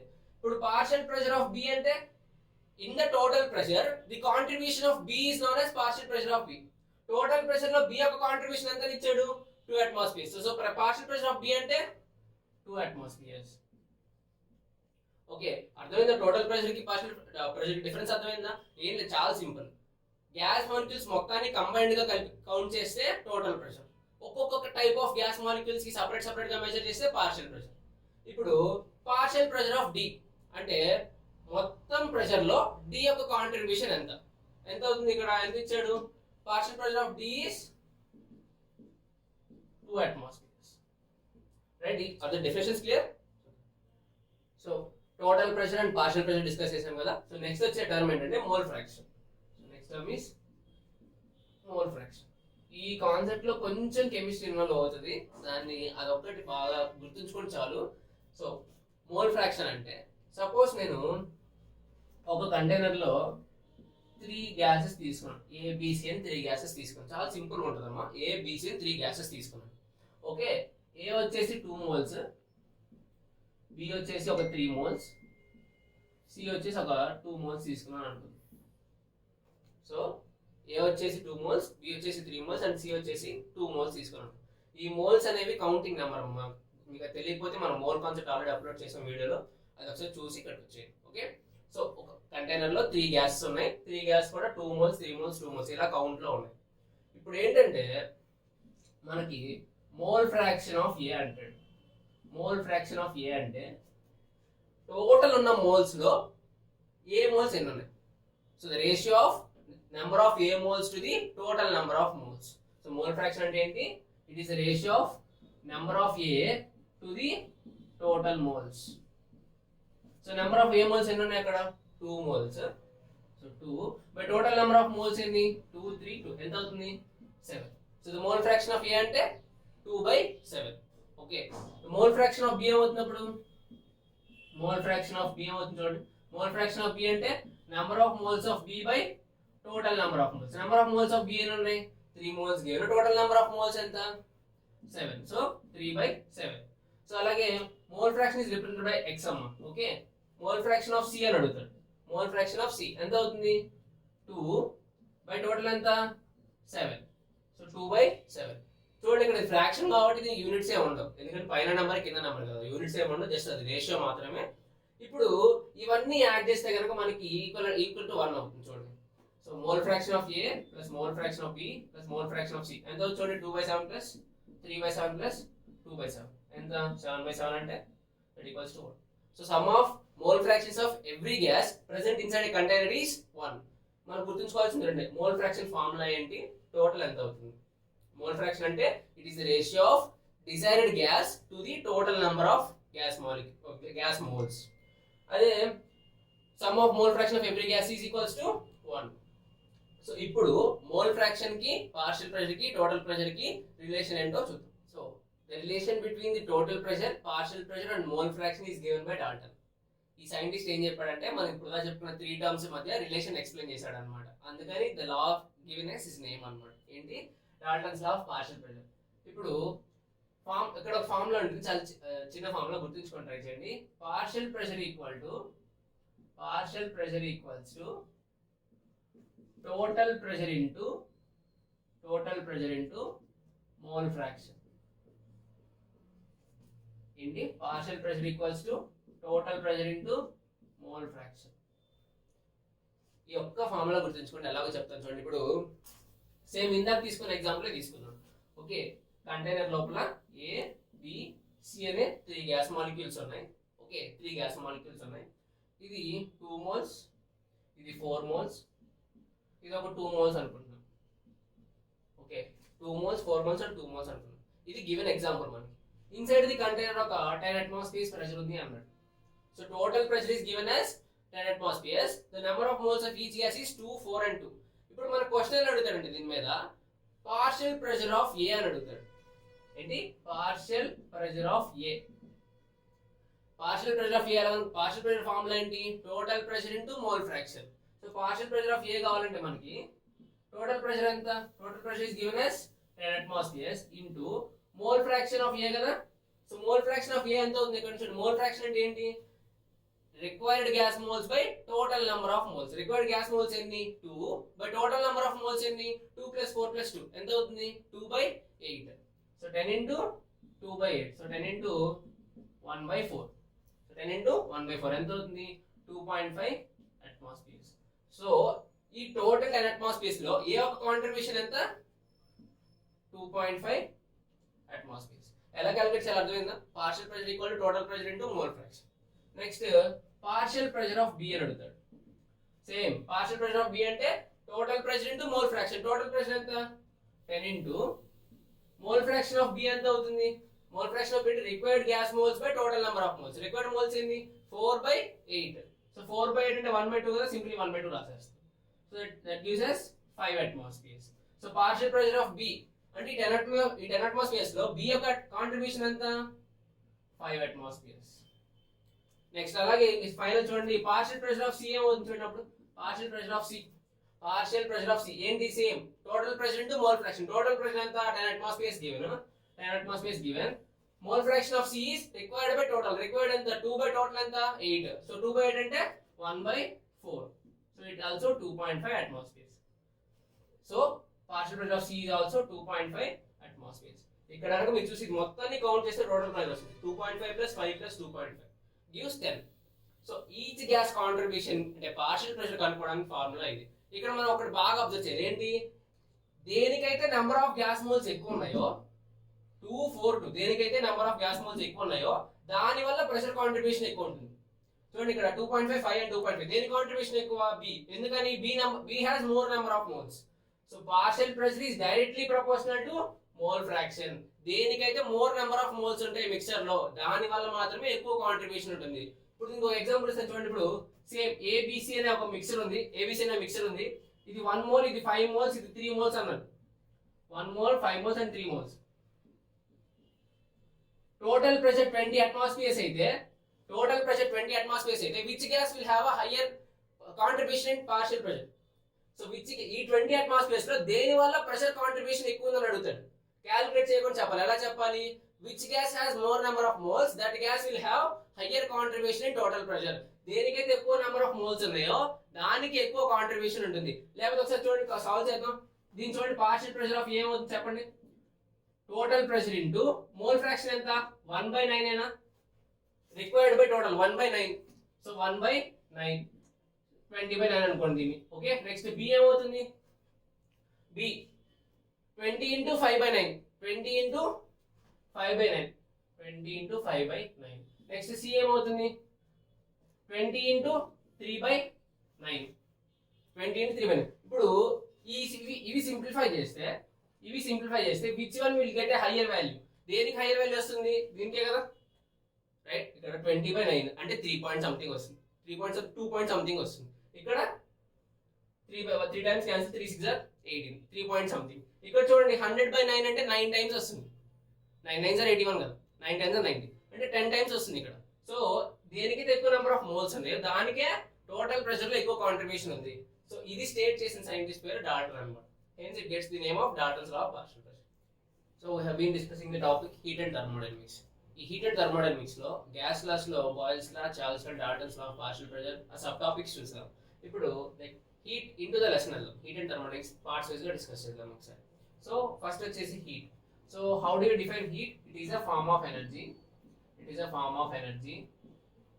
Heat is a form of energy. అంటే likewise thermal energy, nuclear energy, mechanical energy, అట్లా ఎనర్జీల టైప్స్ ఎలా అయితే ఉన్నాయో heat is also a form of energy. So ఇక్కడ ఎనర్జీ గురించి తెలియగానే మనం ఫస్ట్ గుర్తు రావాల్సిన లా ఒకటి, law of conservation of energy. ఏంటి law of conservation of energy? States that energy is neither created nor destroyed. And ఎనర్జీని మనం సొంతగా క్రియేట్ చేయలేం, అదేవిధంగా డిస్ట్రాయ్ కూడా చేయలేం. That is the universal law of conservation of energy. So ఇప్పుడు energy అంటున్నాం. ఎనర్జీ అంటే ఏంటి? It is the ability to do work. కదా, work is measured in joules. So work యొక్క ఫిజికల్ క్వాంటిటీ మెజర్ చేసేది జౌల్స్ లో. So energy is also measured in joules. అంటే ఇప్పుడు 2 joules ఆఫ్ వర్క్ చేయాలంటే ఎంత జౌల్స్ ఆఫ్ ఎనర్జీ కావాలి? 2 joules of energy ఉంటే చాలు. So energy is nothing but the ability to do work. ఎంతైతే వర్క్ చేస్తున్నామో అంత ఎనర్జీ ఉంటే చాలు కదా మనకి. So energy is measured in joules. So measured in joules. మనకి మెకానికల్ పార్ట్ లో energy is measured in joules, okay. కానీ హీట్ ఎనర్జీని మెజర్ చేయడానికి ప్రాక్టికల్లీ క్యాలరీస్ అనే యూనిట్ ని వాడతారు. So practically heat is measured in calories అన్నమాట. నథింగ్ రాంగ్, ఏది రాంగ్ కాదు. Joules is also correct unit, calories also is correct unit. కానీ మెకానికల్ పార్ట్ లో జూల్స్ అని ఎక్కువ వస్తూ ఉంటుంది, హీట్ ఎనర్జీ వచ్చే పార్టీకి క్యాలరీస్ ని ఎక్కువ యూజ్ చేస్తూ ఉంటారు అంతే. సో ఈ రెండింటికి ఒక కన్వర్షన్ ఫ్యాక్టర్ ఉంది. ఏంటంటే 1 calorie is equal to 4.18 joules. Or simply 4.2 అని కూడా రాసుకోవచ్చు. ప్రాబ్లమాటిక్ గా సాల్వ్ చేయడానికి 4.1 can be taken as 4.2 joules. Remember this, మనకి క్వశ్చన్స్ లో బాగా రిపీట్ అవుతుంది. 1 calorie ఈక్వల్ టు 4.2 joules. ఎలా అంటే క్వశ్చన్ లో యూనిట్ క్యాలరీస్ లో ఇచ్చేసి ఏదో ఒకటి కనుక్కోమని మనకు ఆప్షన్ జౌల్స్ లో ఉంటుంది. సో మనకు వచ్చే ఆన్సర్ క్యాలరీస్ లో వస్తుంది, కానీ మళ్ళీ జౌల్స్ లో మార్చాలంటే 4.2 తో మల్టిప్లై చేస్తే చాలు. సో నెక్స్ట్ చూడండి, ఇక్కడ every energy is a scalar quantity. Scalar quantity. So ఇక్కడ మనకి చిన్న డిఫరెన్స్ తెలియాలి. స్కేలార్ ఫిజికల్ క్వాంటిటీస్ లో, ఫండమెంటల్ ఫిజికల్ క్వాంటిటీస్ లో scalar quantity, vector quantity, 2 types of quantities ఉంటాయి. ఫస్ట్ స్కేలార్ క్వాంటిటీ ఏంటంటే మ్యాగ్నిట్యూడ్ ఒకటి డిస్క్రైబ్ చేస్తే చాలు, మ్యాగ్నిట్యూడ్ ఒక్కటే ఉంటుంది. అంటే ఇప్పుడు ఎనర్జీ అన్నాం, ఎంత energy, 10 joules of energy, 20 joules of energy, అంటే ఎంత అమౌంట్ ఆఫ్ డిస్క్రైబ్ చేస్తే దాన్ని మ్యాగ్నిట్యూడ్ అంటాం. ఓన్లీ అదొక్కటి స్పెసిఫై చేస్తే చాలు, అలాంటి క్వాంటిటీస్ ని స్కేలార్ క్వాంటిటీస్ అంటారు. ఇంకొక ఆల్టర్ క్వాంటిటీ వచ్చేసి వెక్టర్ క్వాంటిటీస్. వెక్టర్ క్వాంటిటీస్ ఎలా అంటే, సపోజ్ వెలాసిటీ తీసుకున్నాం, velocity is a vector quantity. ఇప్పుడు నేను 2 meter/second డ్యూ ఈస్ట్ అంటాను, అంటే ఈస్ట్ డైరెక్షన్ లో 2 meter/second వెలాసిటీతో వెళ్తుంది. అలా డైరెక్షన్ స్పెసిఫై చేయాల్సి వస్తే వాటిని వెక్టర్ క్వాంటిటీస్ అంటారు. ఇక్కడ ఈ లెసన్ లో వెక్టర్ క్వాంటిటీస్ మనకి ఎక్కడ రావు, జస్ట్ మీకు డిఫరెన్స్ అర్థం కోసం చెప్తున్నాను. వెక్టర్ క్వాంటిటీ అంటే మ్యాగ్నిట్యూడ్ తో పాటు అది ఎంత ఉందో తెలుసుకునే దాంతో పాటు ఏ డైరెక్షన్ లో ఉంది కూడా తెలుసుకోవాలి. ఇప్పుడు సింపుల్ ఎలా అంటే, ఒక బాడీ తీసుకున్నాం, నేను దీన్ని హీట్ చేస్తున్నాను, 5 joules ఆఫ్ హీట్ ఎనర్జీ ఇచ్చాను అనుకుందాం. ఓకే, నేను ఈ డైరెక్షన్ లో ఇస్తే బాడీ మొత్తం స్ప్రెడ్ అవుతా, హీట్ అవుతుంది కదా. సో ఈ డైరెక్షన్ లో ఇచ్చిన, ఈ డైరెక్షన్ లో ఇచ్చిన పెద్ద డిఫరెన్స్ ఏం లేదు కదా. So there is no specification of direction. ఏ డైరెక్షన్ లో ఇచ్చినా బాడీ మొత్తం అబ్జర్వ్ చేసుకుంటుంది. సో ఈ డైరెక్షన్ లోనే హీట్ ఎనర్జీ ఇచ్చాను స్పెసిఫై చేయాల్సిన అవసరం లేదు. అలా స్పెసిఫై చేయాల్సిన అవసరం లేకపోతే అలాంటి వాటిని స్కేలార్ క్వాంటిటీస్ అంటాం. ఎంత ఇచ్చాము, 5 joules ఇచ్చాము, లేదా 10 joules ఇచ్చాము, ఏ డైరెక్షన్ అవసరం లేదు, ఎలా ఇచ్చిన బాడీ మొత్తం స్ప్రెడ్ అవుతుంది కదా. So there is no specification of direction in this energy. So this called the scalar quantity. So next thermodynamics. So ఇక్కడ ఈ వర్డ్ ని 2 words స్ప్లిట్ చేద్దాం. సో థర్మో అంటే something related to heat, thermal energy, thermometer, something related to heat. Dynamics అంటే something related to moment or motion, something related to moment. ఇక్కడ heat moment ని observe చేయడమే thermodynamics. అంటే ఏ body నుంచి ఏ బాడీకి ఫ్లో అవుతుంది, లేదు హీట్ ఎనర్జీ ఫామ్ నుంచి ఇంకే ఫామ్ కి కన్వర్ట్ అవుతుంది, ఈ కన్వర్షన్స్ గురించి లేదా మూమెంట్ ఆఫ్ హీట్ గురించి తెలుసుకునే స్టడీని థర్మోడైనమిక్స్ అంటారు. It is the study of relation between heat energy, heat and other kinds of energy, heat and other kinds of energy. అంటే ఎలా కన్వర్ట్ చేస్తున్నారు, ఏ పాత్ లో మూవ్ అవుతుంది, what's the path of heat, ఇవన్నీ describe చేసే స్టడీని thermodynamics అంటారు.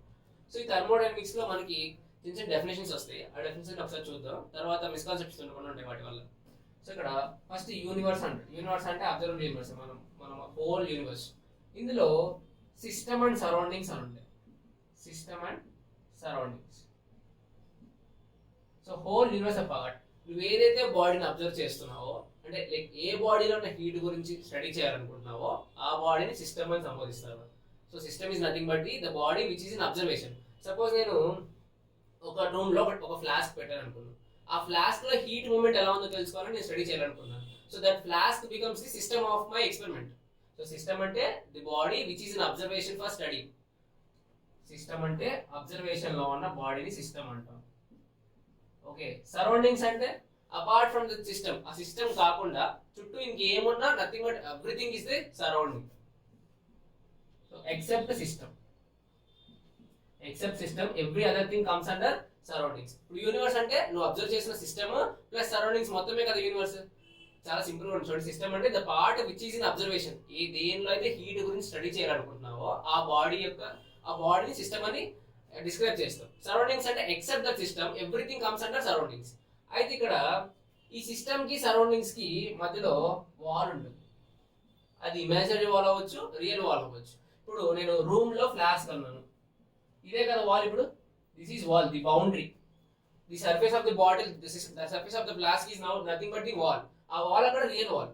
అలా కాకుండా సపోజ్ నేను ఒక రూమ్ లో గ్యాస్ గురించి స్టడీ చేస్తాను అనుకుంటున్నాను, ఒక రూమ్ లో సమ్ గ్యాస్ గురించి స్టడీ చేస్తాను. ఆ గ్యాస్ కి ఎలాంటి కవరింగ్ లేదు, చుట్టూ ఎలాంటి సర్ఫేస్ లేదు, ఎలాంటి క్లోజర్ లేదు. అప్పుడు అక్కడ ఉన్న వాల్ ఏమవుతుంది, ఇమాజినరీ వాల్ అవుతుంది.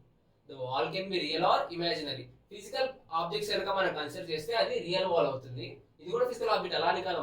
ఎలాంటి సర్ఫేస్ లేకపోతే, సరౌండింగ్స్ కి నువ్వు అబ్జర్వ్ చేసిన సిస్టమ్ కి మధ్యలో ఎలాంటి సర్ఫేస్ లేకపోతే దాన్ని ఇమాజినరీ వాల్ కింద కన్సిడర్ చేయాలి. So there is nothing wrong with the imaginary wall. Okay, so universe లో సిస్టమ్ అండ్ సరౌండింగ్స్ ఉంటాయి. సిస్టమ్ అంటే the part which is in observation, surrounding అంటే except system everything is surrounding. ఈ రెండింటి మధ్య బౌండరీని వాల్ అంటారు. అది boundary or wall. That wall can be real or imaginary. Real wall అవ్వచ్చు, ఇమాజినరీ వాల్ అవ్వచ్చు. So we are studied regarding the system and surroundings. System and surroundings నుంచి తెలుసుకున్నాం కదా. ఇప్పుడు ఒక కండిషన్ ఏంటంటే system has some mass. System కి కొంచెం మాస్ ఉంటుంది, ఎందుకంటే ఇది physically existing. So some mass ఉంటుంది దానికి. As well as system contains some energy. So what does this system contain? System contains some mass and some energy. ఈ system కి mass and energy ఉన్నాయి కదా, సరౌండింగ్స్ తో వీటిని ఎలా ఎక్స్చేంజ్ చేసుకుంటుందో దాన్ని బేస్ చేసుకొని system are being classified into 3 types. చూడండి, ఇప్పుడు సపోజ్ సిస్టమ్ లో మాస్ అండ్ ఎనర్జీ రెండు సరౌండింగ్ తో ఎక్స్చేంజ్ అయ్యారనుకోండి, దాన్ని ఓపెన్ సిస్టమ్ అంటారు. ఇలా ఒక చిన్న ఎగ్జాంపుల్ చూద్దాం. సో ఒక వెజల్ తీసుకొని నేను ఇందులో సమ్ అమౌంట్ ఆఫ్ గ్యాస్ తీసుకున్నాను. నేను దీన్ని హీట్ చేశాను అనుకుందాం. whenever we are heating this vessel, this heat energy is absorbed by the gas particles. gas particles ఈ హీట్ ని అబ్జర్వ్ చేసుకొని సిస్టమ్ నుంచి ఎస్కేప్ అవుతాయి. సిస్టమ్ నుంచి బయటికి మూవ్ అవుతాయి. ఎస్కేప్ అవుతాయి అంటే సరౌండింగ్స్ లోకి వెళ్ళిపోతాయి కదా. సిస్టమ్ దాటి బయటికి వెళ్ళిందంటే సరౌండింగ్ ఏనమ్మా. సో ఇప్పుడు ఏమైంది, గ్యాస్ మూవ్ అయిందంటే some mass has been left in to the surrounding. Surrounding లో సమ్ మాస్ వెళ్ళిపోయింది. సో మాస్ ఎక్స్చేంజ్ అయిపోయింది. యాజ్ వెల్ యాజ్ ఈ వెజల్ నుంచి హీట్ రేడియేట్ అవుతుంది కదా. స్టీల్ వెజల్ పట్టుకుంటే కాదు, హీట్ రేడియేట్ అవుతుంది కదా. So heat is being radiated from the vessel. అంటే ఏంటి, ఇప్పుడు some amount of energy also exchange into the surrounding. So ఇలా మాస్ అండ్ ఎనర్జీ రెండింటిని సిస్టమ్ కనుక సరౌండింగ్స్ లో షేర్ చేసుకుంటే, ఎక్స్చేంజ్ చేసుకుంటే, that system is called as open system. So second system చూడండి, క్లోజ్డ్ సిస్టమ్.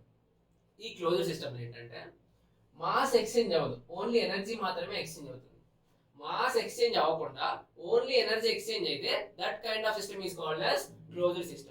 ఒకసారి దీనికి ఎగ్జాంపుల్ చూద్దాం. చూడండి, ఇదే సిస్టమ్ ని నేను క్లోజ్డ్ లిడ్ తో చూస్తున్నాను. ఒక వెసల్ తీసుకున్నాను, కాకపోతే దానిపైన లిడ్ తో క్లోజ్ చేశాను. ఎప్పుడైతే నేను దీన్ని హీట్ చేశానో గ్యాస్ ట్రైస్ టు ఎస్కేప్, ఎంతైనా ట్రై చేస్తూనే ఉంటుంది. కానీ పైన క్లోజర్ ఉంది కాబట్టి gas resides with in the container. లోపల ఉండిపోతుంది కానీ బయటికి ఎస్కేప్ అవ్వదు. బయటికి ఎస్కేప్ అవ్వట్లేదు అంటే mass is not being share in to the surrounding. Mass share అవ్వట్లే. కానీ ఈ సిస్టమ్ నుంచి హీట్ రేడియేట్ అవుతుంది కదా, హీట్ రేడియేట్ అవుతుంది. మాస్ షేర్ చేసుకోవట్లేదు కానీ హీట్ ని మాత్రం సరౌండింగ్ తో షేర్ చేసుకుంటుంది. అంటే ఎనర్జీని షేర్ చేసుకుంటుంది, మాస్ ని చేసుకోవట్లేదు. This kind of condition is known as closed system. అంటే ఓపెన్ సిస్టమ్ అంటే మాస్ షేర్ అవ్వాలి, ఎనర్జీ కూడా షేర్ అవ్వాలి. క్లోజ్డ్ సిస్టమ్ అయితే మాస్ షేర్ అవ్వాల్సిన అవసరం లేదు, ఎనర్జీ మాత్రమే షేర్ అవుతుంది.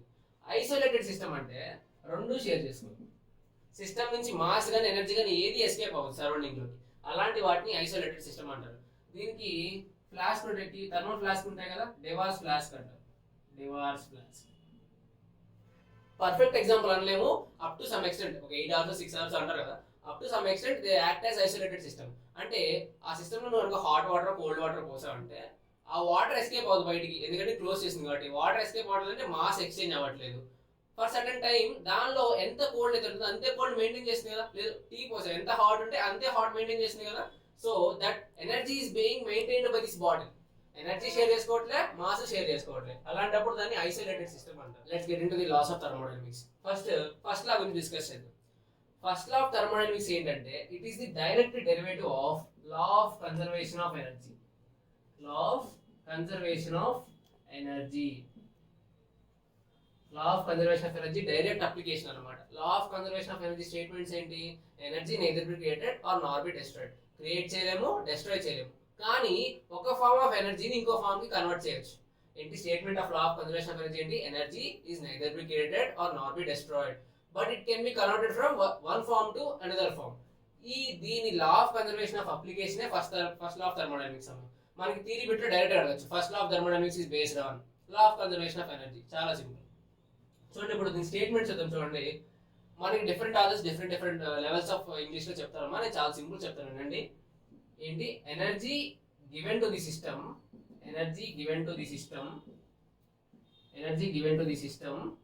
is equal to sum of rise of internal energy and work done. ఏంటి? ఒకసారి స్టేట్మెంట్ చూడండి. Energy given to the system is equal to the sum of rise of internal energy and work done. ఇప్పుడు నేను ఒక engine కి లేదా ఒక system కి హీట్ ఇచ్చాను అనుకోండి, నేను కనుక హీట్ ప్రొవైడ్ చేస్తే ఫస్ట్ దానిలో ఉన్న మాలిక్యూల్స్ ఆ హీట్ ని అబ్జర్వ్ చేసుకుంటాయి. హీట్ ని అబ్జర్వ్ చేసుకున్నాయంటే దాని లోపల ఉన్న ఎనర్జీ రైజ్ చేసుకుంటుంది. సపోజ్ ఒక 10 joules ఆఫ్ ఎనర్జీ ఇచ్చాను ఒక బాడీకి.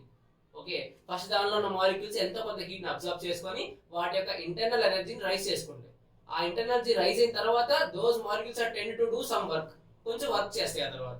సో ఇచ్చిన టోటల్ ఎనర్జీ మొత్తం కూడా first energy given is equal to rise in internal energy. Internal energy rise చేసుకోవడానికి యూజ్ చేసుకుంటే ఫస్ట్ ఆ రైజ్ అయిన తర్వాత మిగిలిన ఎనర్జీని వర్క్ చేస్తాయి. స్టేట్మెంట్ అనేది చాలా సింపుల్ అమ్మా. ఏంటి, నువ్వు ఏ బాడీకైనా హీట్ ఇవ్వు, ఫస్ట్ దాని యొక్క ఇంటర్నల్ గా ఉన్న ఎనర్జీ రైజ్ అవుతుంది. ఆ ఎనర్జీ రైజ్ అయిన తర్వాత సమ్ వర్క్ చేస్తుంది. So heat given to system is equal to the sum of rise in internal energy and work done. దీన్ని ఒక చిన్న ఎక్స్పెరిమెంటల్ ప్రూఫ్ తో చూద్దాం. ఓకే, సో ఇక్కడ నేను ఫస్ట్ ఆఫ్ థర్మోడైనమిక్స్ ప్రూవ్ చేద్దాం అనుకుంటున్నాను. చూడండి, ఇక్కడ ఫస్ట్ ఒక కంటైనర్ తీసుకున్నాను, ఒక వెసల్ తీసుకున్నాను. Vessel with inside contains a movable piston. దీని లోపల ఒక మూవబుల్ పిస్టన్ పెట్టారు. At the same time I have took some gas inside the vessel. ఒక వెసల్ లోపల సమ్ అమౌంట్ ఆఫ్ గ్యాస్ తీసుకొని ఒక మూవబుల్ పిస్టన్ పెట్టారు. ఇది మొత్తం నా అబ్జర్వేషన్ లో ఉన్న పార్ట్ అమ్మ. దీన్ని సిస్టమ్ అంటాం. సిస్టమ్ డెఫినేషన్ చెప్పాను కదా, the part which is in observation. దీన్ని అబ్జర్వ్ చేస్తాను కాబట్టి దీన్ని నేను సిస్టమ్ గా కన్సిడర్ చేస్తున్నాను. ఎలాంటి సిస్టమ్ ఇది? దీన్ని కనుక హీట్ చేస్తే హీట్ రేడియేట్ అవుతుంది కానీ దీనిలో ఉన్న గ్యాస్ ఎస్కేప్ అవ్వదు, ఎందుకంటే పైన క్లోజ్ ఉంది కదా. So this is example of closed system. ఇందాక మనం డిస్కస్ చేసాం ఇది. ఓకే, సో ఇప్పుడు నేను దీన్ని హీట్ చేస్తున్నాను అనుకుందాం. It is being heated. Heat చేస్తున్నప్పుడు ఏంటి, సపోజ్ నాకు 20 joules of heat, 30 joules of heat అట్లా రైస్ చేసుకుంటూ పోతున్నాను. హీట్ చేస్తున్నప్పుడు first these gas molecules attain some energy. దీనికి కొంత ఎనర్జీ వస్తుంది హీట్ నుంచి. These gas molecules observe the energy from the heat energy. ఈ హీట్ ఎనర్జీని అబ్జర్వ్ చేసుకొని these gas molecules start to move randomly. Random గా మూవ్ స్టార్ట్ అవుతుంది. ఎందుకని? The kinetic energy of the gas molecules have been increased. ఈ heat energy నుంచి energy తీసుకున్నాయి కదా, ఎనర్జీ తీసుకున్నట్టు ఇది ఆల్రెడీ మోషన్ లో ఉన్నాయి. దీని యొక్క ఇంటర్నల్ ఎనర్జీ రైజ్ అయిందంటే కైనెటిక్ ఎనర్జీ రైజ్ అయింది, ఇంకా ర్యాండమ్ గా మూవ్ స్టార్ట్ అయ్యాయి. So heat energy is converted to, sum of it is converted to rise in internal energy. Rise in internal energy, right? కొంచెం ఎనర్జీ యూజ్ చేసుకొని వాటి యొక్క internal energy rise చేసుకుని, అంటే ర్యాండమ్ గా మూవడం స్టార్ట్ అయ్యి. ఎప్పుడైతే ర్యాండమ్ గా మూవడం స్టార్ట్ అయ్యాయో they tries to push this piston. ఆ పిస్టన్ ని పుష్ చేయడానికి ట్రై చేస్తాయి. ఎప్పుడు గ్యాస్ ఎవాల్వింగ్ కదమ్మా, ఎప్పుడు పైకి ఎవాల్వ్, హాట్ ఎయిర్ కి లెస్ డెన్సిటీ ఉంది కాబట్టి ఎప్పుడు పైకి ఎవాల్వ్ అవ్వాలని చూస్తుంది. whenever it is trying to evolve outside, it pushes the piston upwards. It pushes the piston upwards. ఇక్కడ ఉన్న పిస్టన్ సపోజ్ ఇక్కడ మూవ్ అయింది అనుకో, సపోజ్ సమ్ x అనే లెంత్ డిస్ప్లేస్ చేసింది అనుకున్నాం. వర్క్ అంటే ఏంటి? వర్క్ లైక్ అప్లైడ్ ఫోర్స్ ఉండాలి, అట్ ద సేమ్ టైం ఆ బాడీలో సమ్ డిస్ప్లేస్మెంట్ ఉండాలి. అలాంటి వర్క్ అనే కదా. సో ఇప్పుడు ఈ పిస్టన్ ఇక్కడ డిస్ప్లేస్ చేసా కదా, ఈ gas molecules some force apply చేసాయి కదా. Some force is being applied on the piston and it is moved to the upwards. Force apply chese at the same time some distance kuda move chese. Ante these gas molecules have done some work on this piston. Okay, heat energy is converted to rise in internal energy, then it has done some work. Is the question, is that clear? Heat energy converted to rise in internal energy. ఎప్పుడైతే energy rise అయిందో ఈ gas particles దాన్ని push చేస్తూ some work చేసాయి. Internal energy rise అయింది as well as some work చేసాయి. So this proves the first law of thermodynamics, dq equals to du plus dw. So first law of thermodynamics నుంచి మనం ఈ formula derive చేసుకున్నాం. అయితే మనకి questions లో ఆ ఫార్ములా యూజ్ చేసేటప్పుడు కొన్ని సైన్ కన్వెన్షన్స్ ఉంటాయి. అంటే పాజిటివ్ సైన్ తీసుకోవాలా, ఇచ్చిన వాల్యూకి పాజిటివ్ సైన్ తీసుకోవాలా, లేదా నెగిటివ్ సైన్ తీసుకోవాలని కొన్ని కన్వెన్షన్స్ ఉంటాయి. అవేంటి ఇప్పుడు తెలుసుకుందాం. ఓకే, ఇప్పుడు heat given to the system అంటాడు. ఫస్ట్ ఏంటి? Heat given to the system. మన ఇందాక ఎగ్జాంపుల్ లో చేసినదే కదా, సిస్టమ్ కి హీట్ ఇచ్చాం. సిస్టమ్ కి హీట్ ఇచ్చాం కాబట్టి అది వర్క్ చేయగలిగింది. So heat given to the system అంటే అది పాజిటివ్ హీట్ అమ్మా, ప్లస్ సింబల్ తీసుకోవాలి దానికి. ఇప్పుడు 5 joules of heat given to the system అన్నాడు అనుకోండి, ఈ ప్లేస్ లో మనం +5 రాసుకోవాలి. 5 joules of heat given to the system అంటే ఈ ఫార్ములాలో క్యూ ప్లేస్ లో, హీట్ అంటే క్యూనే కదా, క్యూ ప్లేస్ లో +5 రాసుకోవాలి. ఇంకో కండిషన్ ఏంటంటే withdrawn from the system అంటాడు. Withdrawn from the system అంటాడు.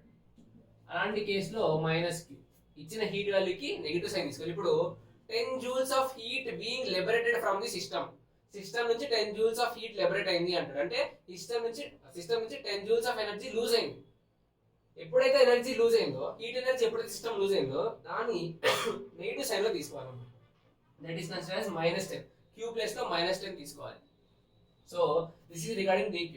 నెక్స్ట్ ఇంటర్ ఎనర్జీ ఒక సైన్ కన్వెన్షన్స్ du తీసుకున్నాం. Rise in internal energy, rise in internal energy. Internal energy ఎంత రైజ్ అయింది అన్నాడంటే, అంటే ఉండాల్సిన ఎనర్జీ కన్నా దాని యొక్క ఇంటర్నల్ కూడా ఎనర్జీ రైజ్ అయింది అన్నాడంటే దాన్ని +u తీసుకోవాలి. ఇప్పుడు సపోజ్ నేను 5 joules ఆఫ్ ఎనర్జీ సిస్టమ్ కి ఇచ్చాను, దానిలో 2 joules of internal energy rise అయింది అంటాడు క్వశ్చన్ లో.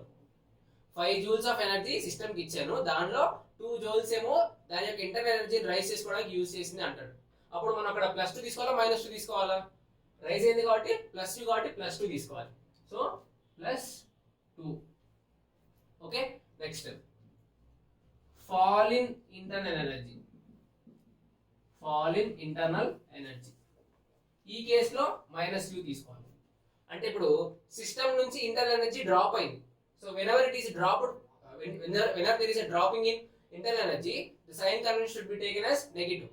సో ఇప్పుడు సపోజ్ 3 joules ఇంటర్నల్ ఎనర్జీ తగ్గింది అని అంటే -3 తీసుకోవాలి. So next work done by the system అనుకోండి. Work done by the system అంటే సిస్టమే తనంతలో దాన్ని వర్క్ చేస్తే that work is considered as positive work. System work done by the system అంటే సిస్టమ్ తనంతలో వర్క్ చేస్తే, work done by the system itself, that is considered as positive work. Work place లో plus తీసుకోవాలి. Next work done on the system, on the system it is considered as negative work. Whenever there is a work done on the system, system మీద work చేస్తే that is considered as negative work. ఇప్పుడు చూడండి ఒకసారి sign convention ఇలా గుర్తుంచుకోండి. మనకు వచ్చిన formula ఏంటి? dq = du + dw. నేను ఎక్స్పెరిమెంట్ లో ఏం చెప్పాను? ఫస్ట్ హీట్ ఇచ్చాను, హీట్ ఇచ్చాను. Okay. Next internal energy rise అయింది, తర్వాత వర్క్ చేసింది అంటే work done by the system, work చేసింది, సిస్టమే చేసింది. ఇప్పుడు ఈ మూడింటికి గివెన్ టు ది సిస్టమ్ అంటే ఇది positive, this is positive. Internal energy ఏమైంది? రైజ్ అయింది అంటే ఇది కూడా పాజిటివ్. నెక్స్ట్ వర్క్ డన్ ఏమైంది? By the system. ఇందాక నేను చెప్పింది గ్యాసే పుష్ చేసింది కదా పిస్టన్ ని. So work done by the సిస్టమే కదా, బై ద సిస్టమ్ అంటే పాజిటివ్. 3 పాజిటివ్ వచ్చింది కాబట్టి మనకి ఫార్ములా అన్ని పాజిటివ్ గా ఉన్నాయి. ఓకే. సో చూడండి, నేను చెప్పిన ఎక్స్పెరిమెంట్ లో హీట్ ఇచ్చాను సిస్టమ్ కి హీట్ ఇచ్చాను, heat given to the system అంటే పాజిటివ్ తీసుకోమన్నాడు. Okay, positive. నెక్స్ట్ ఆ గ్యాస్ మాలిక్యూల్స్ యొక్క ఇంటర్నల్ ఎనర్జీ రైజ్ అయింది అంటే rise internal energy also positive. So again it is positive. Next work done by the system, ఆ gas piston push చేసింది కదా, work done by the system కూడా positive. So it is also positive. అందుకే మనకి ఈ formula అన్ని positives ఉన్నాయి. Okay. ఇప్పుడు అలా కాకుండా అన్ని సెకండ్ కేసెస్ కన్సిడర్ చేయండి. ఇవన్నీ కన్సిడర్ చేస్తే ఏమొస్తుంది చూడండి. సో ఒక ఎగ్జాంపుల్ చూద్దాం చూడండి. ఇప్పుడు సపోజ్ నేను 5 joules అన్నా కదా, ఒక 20 joules. Okay, 20 joules of energy given, 20 joules of heat given, 20 joules of energy heat given to the system నేను 20 joules ఇచ్చాను. అయితే 5 joules ఇంటర్నల్ ఎనర్జీ రైజ్ అయింది. సో దాని యొక్క ఇంటర్నల్ ఎనర్జీలో చేంజ్ 5 వచ్చింది. So 5 is the change in internal energy. Then what is work done by the system అని అడుగుతాడు. ఇప్పుడు చూడండి, మనకున్న formula dq = du + dw. dq అంటే హీట్ ఏంటి? ఇక్కడ గివెన్ టు ది సిస్టమే కదా అన్నాడు. హీట్ గివెన్ అంటే ప్లస్ ఆఫ్ నెగటివ్, గివెన్ అంటే plus. So 20 is taken as +20 = du. Rise అయితే కనుక ఇట్ ఈస్ పాజిటివ్, ఫాల్ అయితే అది మైనస్. ఇక్కడ ఏమన్నాడు? చేంజ్ ఈస్ 5 అన్నాడు, +5 కదా ఇచ్చాడు. So rise in internal energy. So 5 + x మనం కనుక్కో, work done we have to find out the work done. ఏమవుతుంది చూడండి, x = 20 - 5. సో x = 15 joules వచ్చింది. ప్లస్ 15 వచ్చిందా, నెగిటివ్ 15 వచ్చిందా? It is answer we got is +15. +15 అంటే work done by the system, అంటే నువ్వు ఇచ్చిన ఎనర్జీ సర్ప్లస్ లో ఉంది, అందుకే సిస్టమే వర్క్ చేసింది, by the system. We have been discussing heat and thermodynamics chapter. So thermodynamics chapter లో first law of thermodynamics discuss చేసాం. ఇప్పుడు ఫస్ట్ లా ఆఫ్ థర్మోడైనమిక్స్ యొక్క సిగ్నిఫికెన్స్ ఏంటో చూద్దాం. సో ఇక్కడ first law of thermodynamics significance అంటే వాటి వల్ల ఏంటి యూస్ అని ఫస్ట్ లా వల్ల అసలు ఏం అప్లికేషన్స్ పాసిబుల్ అయ్యాయి, మనకి ఏమేమి తెలుసాయని చెప్పేసి. So first law introduced the concept of internal energy. ఇప్పుడు ఒక సిస్టమ్ కి మనం 100 జూల్స్ ఆఫ్ హీట్ ఇన్పుట్ ఇస్తే, ప్రాక్టికల్లీ అది ఏ 60 40 చేస్తుంది, 60 joules of work 40 joules of work చేస్తుంది. Total heat cannot be converted to the work. ఎందుకు కన్వర్ట్ అవ్వట్లేదు అంటే some part of the heat given to the system is used to rise its internal energy. ఏంటి నేను వచ్చిన formula అంటే dq = du + dw. Physical గా అసలు ఏ ఇంజిన్ అయినా ఏ సిస్టమ్ అయినా నువ్వు ఇచ్చిన హీట్ మొత్తాన్ని వర్క్ లా మార్చలేదు, ఎందుకంటే కొంత part is being used to rise its energy. ఇక్కడ సమ్ ఎనర్జీ డిసిపేట్ అవుతుంది, అందుకనే నువ్వు ఇచ్చిన ఇన్పుట్ లో కొంత మాత్రమే వర్క్ లాగా అవుట్పుట్ వస్తుంది. అర్థమైంది. ఇక్కడ ఏంటంటే మన న్యాచురల్ గా అసలు ఏ ఇంజిన్ తీసుకున్నా నువ్వు ఇచ్చిన 100% ఆఫ్ ఎనర్జీని వర్క్ లా కన్వర్ట్ చేయలేదు, అలా చేసేదాన్ని ఐడియల్ ఇంజిన్ అంటారు. So no engine in the system, no engine in the universe is ideal. నువ్వు ఇచ్చే హీట్ లో సపోజ్ 100 ఇస్తే వర్క్ మాక్సిమం ఒక 90 జూల్స్ దాకా వస్తుందేమో, కానీ 10% can be used as its internal energy rise. Okay, so ఈ ఇంటర్నల్ ఎనర్జీ కాన్సెప్ట్ ని ఫస్ట్ లా ఆఫ్ థర్మోడైనమిక్స్ లోనే ఫస్ట్ డిస్కస్ చేసాం. సో నెక్స్ట్ వచ్చేసి applicable to all three phases.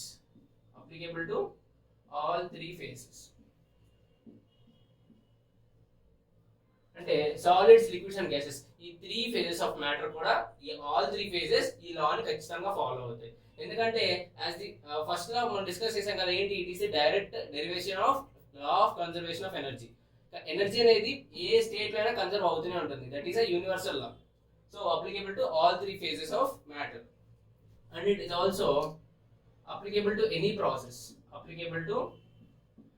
Process in the universe లో జరిగే ఏ ప్రాసెస్ కైనా, energy involvement ఉన్న ఎలాంటి ప్రాసెస్ కైనా ఈ లా ఆఫ్ థర్మోడైనమిక్స్ ని అప్లై చేయొచ్చు.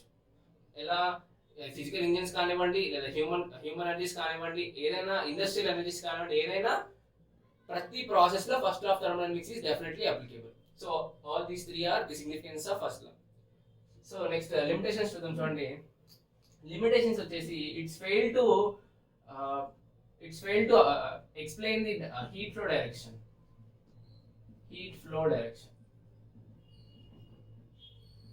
హీట్ పాస్ అవుతుందని చెప్తున్నాడే కానీ ఫస్ట్ లాలో ఏ బాడీ నుంచి, హాట్ బాడీ నుంచి కోల్డ్ బాడీకి వెళ్తున్నా, లేదా రివర్స్ లో కోల్డ్ బాడీ నుంచి హాట్ బాడీకి వెళ్తున్నా, ఈ డైరెక్షన్ ఆఫ్ హీట్ ఫ్లో అనేది ఫస్ట్ లాలో డిస్కస్ చేయలేకపోయారు. That is the main drawback of first law of thermodynamics. ఈ లిమిటేషన్ రెక్టిఫై చేయడం కోసమే థర్మోడైనమిక్స్ సెకండ్ లా ని ఇంట్రడ్యూస్ చేశారు.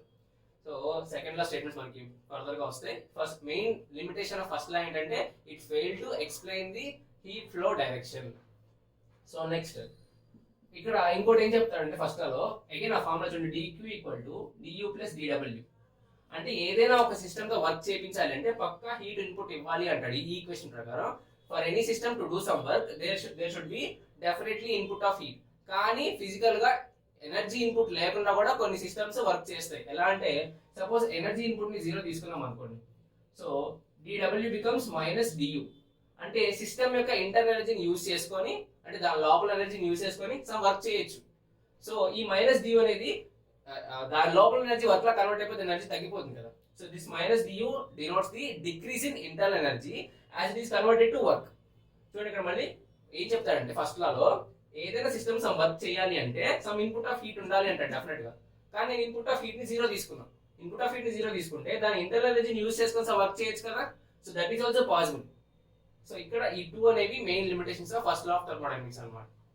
సో నెక్స్ట్ కాన్సెప్ట్ వచ్చేసి ఐడియల్ గ్యాస్ ఈక్వేషన్ అన్నమాట. మనకి మేజర్ గా గ్యాస్ లాస్ లో బాయిల్స్ లా చార్ల్స్ లా బేస్ చేసుకొని ఒక గ్యాస్ ని ఐడియల్ గ్యాస్ అని డిస్క్రైబ్ చేయడానికి కొన్ని ఈక్వేషన్స్ ఉంటాయి.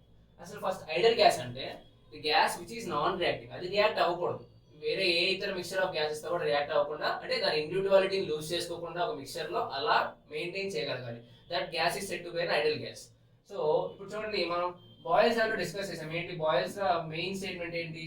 P is inversely proportional to V at constant T. See, మనం ఆల్రెడీ ప్రీవియస్ వీడియోలో చేసాం. ఇన్ కేస్ ఆ వీడియో చూడకపోతే కనుక ఒకసారి బాయిల్స్ గ్యాస్ లాస్ వీడియోస్ చూసి ఒకసారి ఇక్కడ మళ్ళీ రిఫరెన్స్ తీసుకోండి. నెక్స్ట్ బాయిల్స్ తర్వాత ఏంటి? చార్ల్స్ లా ప్రకారం, according to Charles law, P is directly proportional to T at constant V. ఏంటి టెంపరేచర్ కాన్స్టెంట్ ఉన్నప్పుడు P is inversely proportional to V and volume constant ఉన్నప్పుడు pressure is directly proportional to T. So నేను equation 1 equation 2 అనుకుంటున్నాను. let these be equation 1 and 2. So from these 1 and 2 equations I can write as P is directly proportional to T by V. See ఇక్కడ చూడండి, P is directly proportional to T by V రాయొచ్చు. ఇక్కడ first equation లో P is inversely proportional to V. So this satisfies P is inversely proportional to V and P is directly proportional to T as P is directly proportional to T. So దీన్ని further simplify చేస్తే PV is directly proportional to T. So నీ proportionality తీసడానికి ఒక constant introduce చేస్తున్నాను. That is known as PV equal to RT. This is the proportionality constant. This is proportionality constant or universal gas law, gas constant అంటారు. universal gas constant. R is known as universal gas constant. ఇప్పుడు మనకు వచ్చిన equation ఏంటి? PV equals to RT. If it is 1 mole of gas, 1 mole అయితేనే అది applicable అమ్మా. If there are n mole of gas, n moles of gas ఉంటే n moles of gas కనుక consider చేస్తే PV equals to nRT. So this is the ideal gas equation. PV equals to the ideal nRT is known as ideal gas equation. R is known as the universal gas constant. చూడండి ఇక్కడ ఒక్కొక్క term రాద్దాం. చూడండి, P means pressure of the gas, P means pressure of the gas, V means volume. So N అంటే number of moles, R అంటే universal gas constant. Universal gas constant fixed value ఉంటుంది. మన question లో mention చేస్తారమ్మ దాన్ని. Like joules లో తీసుకుంటే, atmospheres లో తీసుకుంటే అలా వాల్యూస్ మారిపోతూ ఉంటాయి. No need to worry, question లో మెన్షన్ చేస్తారు ఆ వాల్యూస్ ని. Next T equals to temperature. Temperature ఏ స్కేల్ తీసుకోవాలి? Should be taken at Kelvin scale. So these are the terms which are present in the PV equals to నట్. ఈ ideal gas equation మనకి చాలా important numerical basis లో. గుర్తుంచుకోండి, PV equals to nRT. So far మనం ఈ lesson లో first law of thermodynamics, వాటి యొక్క significances, limitations, as well as ఇప్పుడు మనం work done in thermodynamic process ని చూద్దాం. సో ఏదైనా థర్మోడైనమిక్ ప్రాసెస్ లో సమ్ వర్క్, ఇప్పుడు heat is converted to internal energy plus work done అని చెప్పాం కదా. సో ఈ వర్క్ డన్ ఎలా ఉంటుంది, దాన్ని ఎలా క్యాలిక్యులేట్ చేయాలి, దీనికి వచ్చే ఫార్ములాస్ ఏంటో చూద్దాం. సో ఇక్కడ జనరల్లీ వర్క్ డన్ అంటే nothing but force into displacement. Mechanical గా వర్క్ జరిగిందని చెప్పాలంటే సమ్ అప్లైడ్ ఫోర్స్ ఉండాలి, యాజ్ వెల్ యాజ్ అ బాడీలో సమ్ డిస్ప్లేస్మెంట్ ఉండాలి. ఈ two concepts important. W equals to F into S. This is the main basic formula for work done. See ఇక్కడ నేను ఒక డయాగ్రామ్ చెప్పాను. ఏంటి? ఒక కంటైనర్ లో సమ్ గ్యాస్ తీసుకున్నాను with a movable piston. Okay, with a movable piston. Initial గా ఇలా ఉంది, రెస్ట్ లో ఉంది. ఓకే, నేను ఎప్పుడైతే దీన్ని హీట్ చేశానో, బర్నర్ పెట్టేసి హీట్ చేశానో, so this piston moves upwards. ఎందుకని? ఆ force is being applied by the gas. ఈ గ్యాస్ ఆ పిస్టన్ ని కంటిన్యూస్ గా పుష్ చేస్తూ పై వరకు తీసుకెళ్తుంది, టిప్ వరకు తీసుకెళ్తుంది. So let this displacement be dx. ఈ dx అనే లెంత్ మూవింగ్ అనుకుంటున్నాం. ఓకే, సో ఇప్పుడు చూడండి, work done is equals to force into displacement. Okay, so ఇక్కడ pressure is equals to force by area. We know that pressure is equal to force by area. From this I can write as F equals to P into A. Right? applied pressure formula and force applied per unit area. So P equal to F by A. So I can write as F equal to P into A. So ఇక్కడ ఈ force place లో నేను P into A substitute చేసుకోవచ్చు కదా. So see dW equals to F place లో P into A. Displacement ఎంత move in the body? dx. Right? Displacement ఎంత move in the body? dx. ఇక్కడ A అంటే ఏరియా ఇన్ కాంటాక్ట్. ఈ gas కి ఈ పిస్టన్ ఏరియా మొత్తం కాంటాక్ట్ లో ఉందమ్మా. ఈ గ్యాస్ కి పిస్టన్ ఏరియా మొత్తం కాంటాక్ట్ లో ఉంది. ఈ right, next area into height is nothing but area into height. అంటే ఏంటి? నథింగ్ బట్ వాల్యూమే కదా. చూడండి, ఏదైనా సిలిండర్ అయినా క్యూబాయిడ్ అయినా ఏదో తీసుకోండి, బేస్ ఏరియా ఇంటూ హైట్ అంటే నథింగ్ బట్ వాల్యూమ్.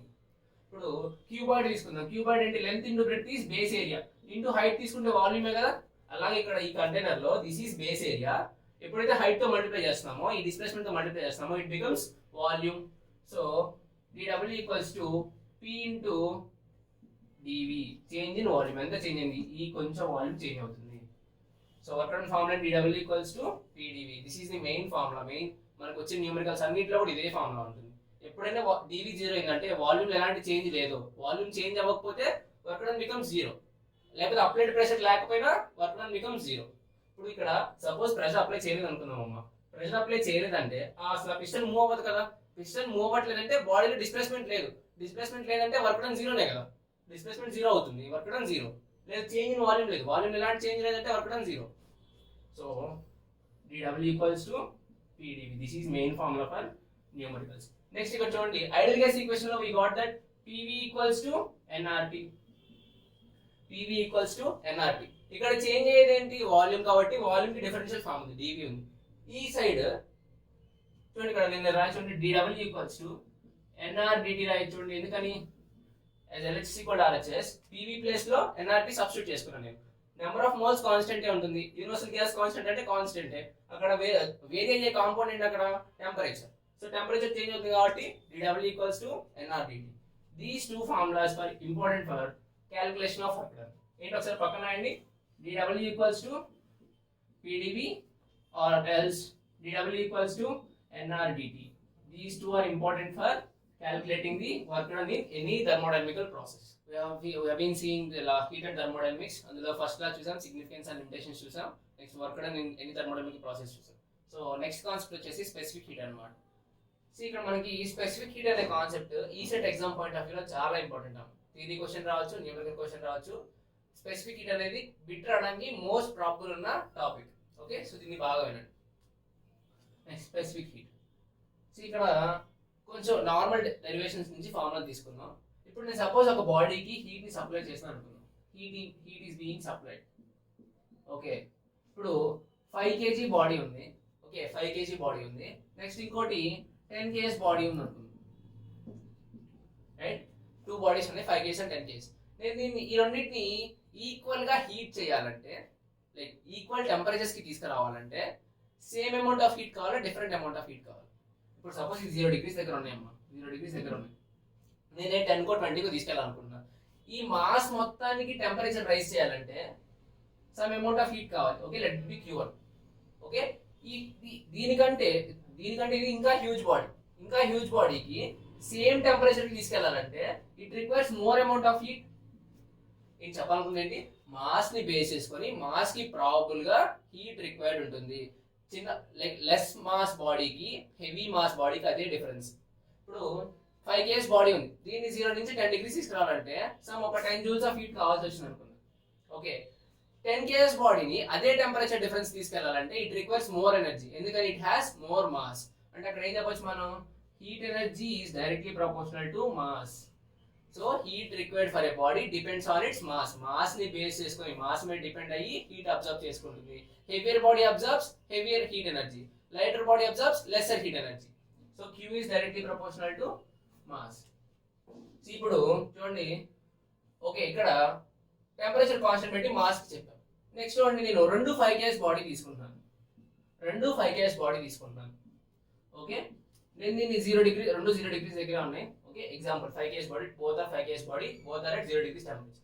సపోజ్ నేను దీన్ని 10 degrees కి రైజ్ చేయాలి, నేను దీన్ని 50 degrees కి రైజ్ చేయాలి. సో ఫస్ట్ కేసు వచ్చేసి 10 degrees రైజ్ చేయాలి, నెక్స్ట్ కేసు వచ్చేసి 0 degrees నుంచి 50 degrees రైజ్ చేయాలి. Which process requires more heat energy? A process కి మనం ఎక్కువ హీట్ ఇవ్వాలి? ఎక్కడైతే టెంపరేచర్ డిఫరెన్స్ ఎక్కువ ఉందో అక్కడ ఎక్కువ హీట్ ఇవ్వాలి ప్రాబబుల్ గా. అంటే Q is also directly proportional to change in temperature. ఎక్కువ డిఫరెన్స్ కి తీసుకెళ్లాలంటే 0 degrees దగ్గర ఉన్నది 10 కి 50 కి 100 కి తీసుకెళ్లాలంటే 0 to 10 ఒక 10 joules కావాలంటే 0 to 100 కి దానికంటే ఎక్కువ ఎనర్జీ కావాలి కదా ప్రాబబుల్ గా. ఎక్కువ టెంపరేచర్ డిఫరెన్స్ రైజ్ చేయాలంటే ఎక్కువ అమౌంట్ ఆఫ్ హీట్ ఎనర్జీ కావాలి. ఫస్ట్ మనకు ఒక స్టేట్మెంట్ ఉంది టెక్స్ట్ బుక్, ఏంటి? Heat is cause, temperature is effect. ఎంత హీట్ ఇస్తామో అంత టెంపరేచర్ డెవలప్ అవుతుంది. So heat is directly proportional to change in temperature. ఈ రెండింటిని బేస్ చేసుకొని we can write as Q is directly proportional to m delta T, right? Q is directly proportional to m delta T. ఈ ప్రపోర్షనాలిటీని remove చేయడానికి ఒక constant introduce చేశారు, that is known as Q equal to ms delta T. So this S is called as specific heat capacity or specific heat. That is the proportionality constant. ఇక్కడ చూడండి ఏమవుతుంది? S equal to Q by m delta T. S equal to Q by m delta T. This is most important formula. ఇదేనే కదా same అన్నమాట, Q equal to ms delta T. ఈ formula మనకి heat chapter మొత్తం వస్తూనే ఉంటుంది. Okay, so ఇక్కడ ఒకసారి అన్ని టర్మ్స్ రాసుకుని చూడండి. S అంటే స్పెసిఫిక్ హీట్, S అంటే స్పెసిఫిక్ హీట్, Q అంటే heat energy involve, heat energy, M అంటే mass of the body, delta T అంటే change in temperature, change in temperature. మనకి క్వశ్చన్స్ లో ఫార్ములాతో పాటు దాని యొక్క యూనిట్స్ అండ్ డైమెన్షన్స్ కూడా అదొకటి అదొకసారి చూద్దాం. చూడండి ఏంటి మనకు వచ్చిన formula S equal to Q by M delta T. This is the formula we got. So let's write units for S. Units of S. S కి యూనిట్స్ రాద్దాం. సో ఫస్ట్ ఏముంది, హీట్ ఎనర్జీ ఉంది. Heat is being measured in joules. ఎనర్జీని joules ఉంటే కదా measure చేస్తాం. So joule per next mass is measured in kgs. Mass is measured in kgs. And temperature change SI unit ఏంటి, Kelvin scale కదా. So it is measured in Kelvin. So what is the unit for specific heat? Joule per kg Kelvin. So units of specific heat is joule per kg Kelvin. Right? This is the unit for specific heat. మనకు వచ్చిన major formula ఏంటి, Q equals to MS delta T. Mass into specific heat into change in temperature. ఇక్కడ mass ని మనం direct number of moles కి consider చేయొచ్చు, no problem. ఎందుకంటే number of moles పెరిగేట ఆటోమేటిక్ గా మాస్ కూడా పెరుగుతుంది, డైరెక్ట్లీ ప్రపోర్షనల్ కాబట్టి there is no wrong considering mass and number of moles. So ఇక్కడ నేను చూడండి, యాజ్ ఇక్కడ ఈ వైపు ఎక్స్పెరిమెంట్ లో మనం ఎక్కడ మెజర్ చేస్తాం, స్పెసిఫిక్ హీట్ ని కాన్స్టెంట్ వాల్యూమ్ దగ్గర మెజర్ చేస్తాం, అంతేనా. సో dq ఈక్వల్స్ టు మనకు వచ్చింది ఏంటి, ms delta t equal to du, right. ఈ s ప్లేస్ లో ఏం పెట్టాలి నేను, because I have measured it in constant volume, I can replace this S to Cv. So mCv dt equals to du. ఏంటి ఇక్కడ ఏం చేసాం, ఫస్ట్ dq ఇక్కడ du వచ్చింది, okay. Next dq equals to ms delta t, specific heat formula. ఈ specific heat s place లో నేను constant volume దగ్గర మెజర్ చేశాను కాబట్టి స్పెసిఫిక్ హీట్ అంటే కాన్స్టెంట్ వాల్యూమ్ ని రాశాను. So mCv dt becomes du. So ఈ వైపు చూడండి, ఇప్పుడు dq equals to du plus dw, as again మళ్ళీ dq equals to ms delta t du plus dw అంటే వర్క్ డన్ ఫార్ములా ఏంటి, pdv. Work done formula is pdv. Work done అంటే pressure into change in volume కదా, we already discussed. వర్క్ డన్ is equals to pdv. See ఇక్కడ I have measured this at constant pressure దగ్గర measure చేశాను. So specific heat becomes cp. mCp dt equals to, ఈ equation లో du value ఏమొచ్చింది, mCv dt వచ్చిందా. So I can replace this du as mCv dt. mCv dt plus ఇందాక వచ్చింది కదా pdv equals to nr dt. Ideal gas equation లో pv equal nrt రాసినట్లు work done place లో కూడా pv ఈక్వల్ nrt రాయొచ్చు కదా. So work done equals to ఇక్కడ mr dt గా రాస్తున్నాం. Work done equals to mr dt. So ఇక్కడ క్యాన్సిల్ అయ్యే టర్మ్స్ ని చూడండి, కామన్ టర్మ్స్ ఏంటి, mass, change in temperature. So cp equals to cv plus r comes cp minus cv equals to r. This is the relation between ideal gas, universal gas constant, cp and cv. ఈ derivation మనకి exam point of view, like diploma exam point of view అయినా కానీ మన ECET exam point of view అయినా చాలా important ఈ derivation. cp అంటే ఏంటి, cv అంటే ఏంటి, యూనివర్సల్ గ్యాస్ కాన్స్టెంట్ ఎలా రిలేట్ అయ్యాయి, ఏ కండిషన్ అలా తీసుకో. Specific heat of solids and liquids కి ఒకటే లైక్ డైరెక్ట్ ఎక్స్పెరిమెంట్ ఉంది, డైరెక్ట్ డెరివేషన్ ఉంటుంది. కానీ గ్యాసెస్ కి డిఫరెంట్ స్టేట్స్ లో డిఫరెంట్ ప్రాపర్టీస్ ఎగ్జిబిట్ చేస్తుంది. అంటే కాన్స్టెంట్ ప్రెషర్ దగ్గర ఒకలా ఎగ్జిబిట్ చేస్తుంది, కాన్స్టెంట్ వాల్యూమ్ దగ్గర ఒకలా ఎగ్జిబిట్ చేస్తుంది. చెప్పాను కదా, బాయిల్స్ లో ఒకలా డిఫైన్ చేస్తే చార్ల్స్ లో ఇంకోలా డిఫైన్ చేస్తాం. అలా వేరియేషన్స్ వస్తున్నాయి కాబట్టి గ్యాసెస్ కి 2 kinds of specific heats define చేస్తారు అన్నమాట. So specific heat constant pressure అంటే ప్రెషర్ ని కాన్స్టెంట్ గా ఉంచి గ్యాస్ యొక్క స్పెసిఫిక్ హీట్ మెజర్ చేయడం, లేదా వాల్యూమ్ ని కాన్స్టెంట్ గా ఉంచి గ్యాస్ యొక్క స్పెసిఫిక్ హీట్ ని మెజర్ చేయడం. కాన్స్టెంట్ ప్రెషర్ దగ్గర అంటే అట్మాస్ఫియరిక్ ప్రెషర్ దగ్గర అంటే ఓపెన్ వెసల్ ఎక్స్పెరిమెంట్, అది మనం ఆల్రెడీ డిస్కస్ చేసాం. ఓపెన్ వెసల్ లో స్పెసిఫిక్ హీట్ ఫైండ్ అవుట్ చేస్తే that specific heat is known as specific heat at constant pressure. అదే క్లోజ్డ్ వాల్యూమ్ అనుకోండి, వాల్యూమ్ ఎక్కడ చేంజ్ అవ్వదు. క్లోజ్డ్ వెసల్ అయితే, క్లోజ్డ్ వాల్యూమ్ లో అయితే specific heat at constant volume ని మెజర్ చేసినట్టు మనం. సో ఒకసారి ఆ రెండు డిస్కస్ చేద్దాం. చూడండి, first specific heat at constant pressure, specific heat at constant pressure. So it is represented by Cp, that is denoted as Cp. Next, specific heat at constant volume, that is represented as Cv. మనకి molar specific heat అని, normal specific heat అని కొన్ని terms వస్తుంటాయి అమ్మా, అది మనకి important కాదు. అసలు మనకి క్వశ్చన్ ఇంక్లూడ్ చేసింటే పక్కా అది సిపి, క్యాపిటల్ సిపి, వాటి గురించి మీరు ఏం టెన్షన్ అవ్వద్దు, ఓకే. నెక్స్ట్ ఇక్కడ చూడండి, నేను first law of thermodynamics apply చేద్దాం అనుకుంటున్నాను. Okay, let us apply first law of thermodynamics. ఏంటి, dq equals to du plus dw. dq equal to du plus dw. dq equal to du plus dw. Constant volume అంటున్నాడు. Constant volume అంటున్నాడు అంటే constant volume అంటే volume లో ఎలాంటి change లేదు. ఇప్పుడు work done formula ఏంటి? Work done equals to pdv, pressure into change in volume. Pressure into change in volume is work done. Change in volume ఏమైనా ఉందో ఇక్కడ? కాన్స్టెంట్ వాల్యూమ్ అంటే కాన్స్టెంట్ వాల్యూమ్ అంటే చేంజ్ ఎంత అవుతుంది? 0 అవుతుంది. సో వర్క్ డన్ ఏంటి? Work done at cv equal to work done at cv equal to 0. Work done equals to 0. So ఇక్కడ ఈ ఫార్ములాని అప్లై చేస్తే dq equal to du plus dw ఏమవుతుంది? This becomes 0. This becomes 0. So dq equals to du అంటే ఇచ్చిన heat energy మొత్తాన్ని దాని లోపల energy rise చేసుకోవడానికే వాడుతుంది. Total given heat energy is used to convert it internal energy. అంటే వాల్యూమ్ ని కాన్స్టెంట్ ఉంచితే క్లోజ్డ్ వాల్యూమ్ లో పడేసి హీట్ చేస్తే ఇచ్చిన హీట్ మొత్తాన్ని ఆ గ్యాస్ ర్యాండమ్ గా మూవ్ అవడానికి యూజ్ చేసుకుంటే కానీ బయటకి ఎస్కేప్ అవ్వట్లేదు, వర్క్ చేయట్లే అక్కడ.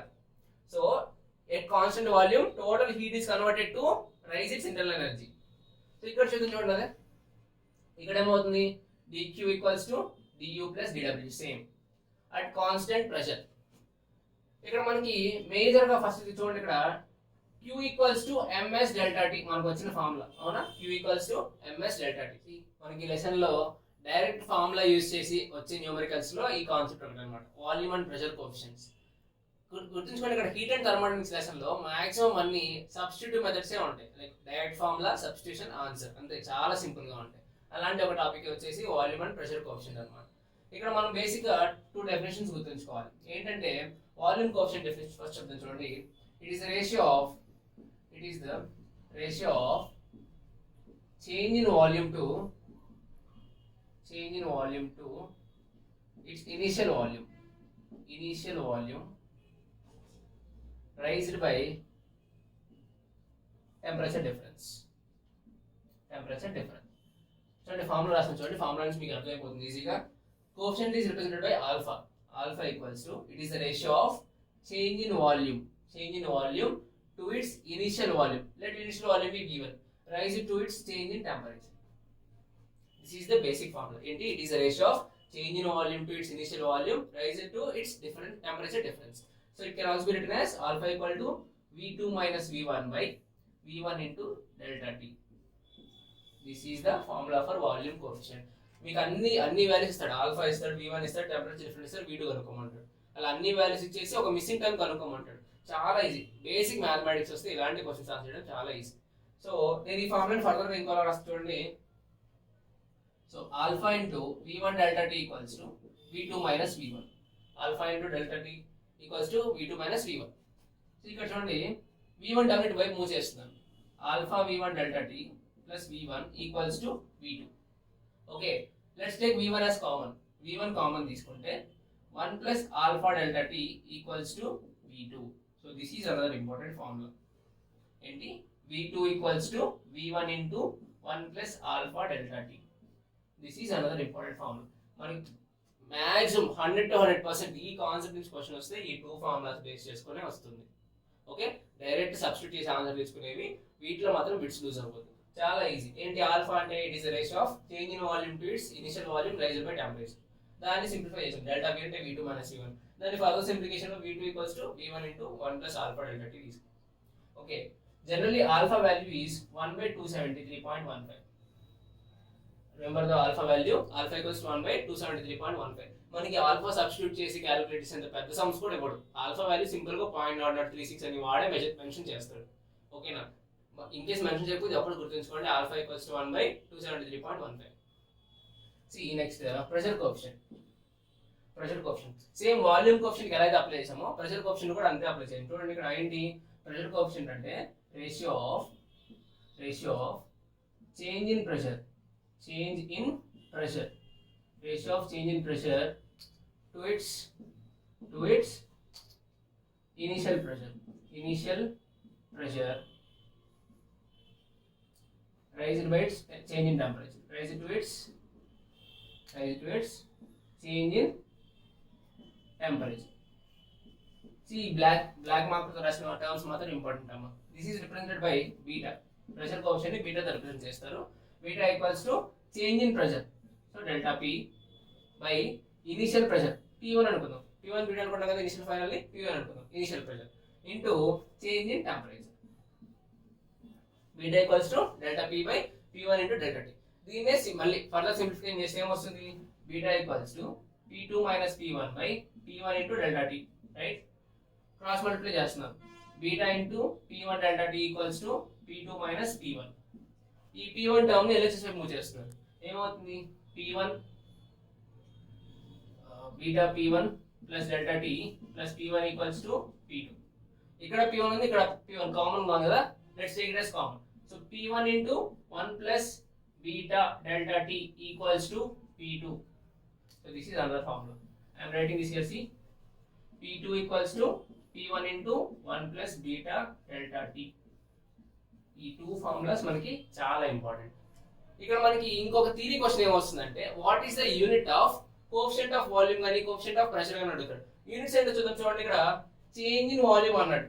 చేంజ్ ఇన్ వాల్యూమ్ అంటే ఏంటి, లైక్ V2 minus V1 అంటే వాల్యూమ్ యూనిట్స్ వస్తాయి కదా, వాల్యూమ్ యూనిట్స్ వచ్చేసి metre cube, right? Metre cube by volume, volume అంటే మళ్ళీ మీటర్ క్యూబే కదా, into temperature change. Temperature change అంటే డిగ్రీ సెంటిగ్రేడ్, కెల్విన్, ఏదైనా మీ ఇష్టం.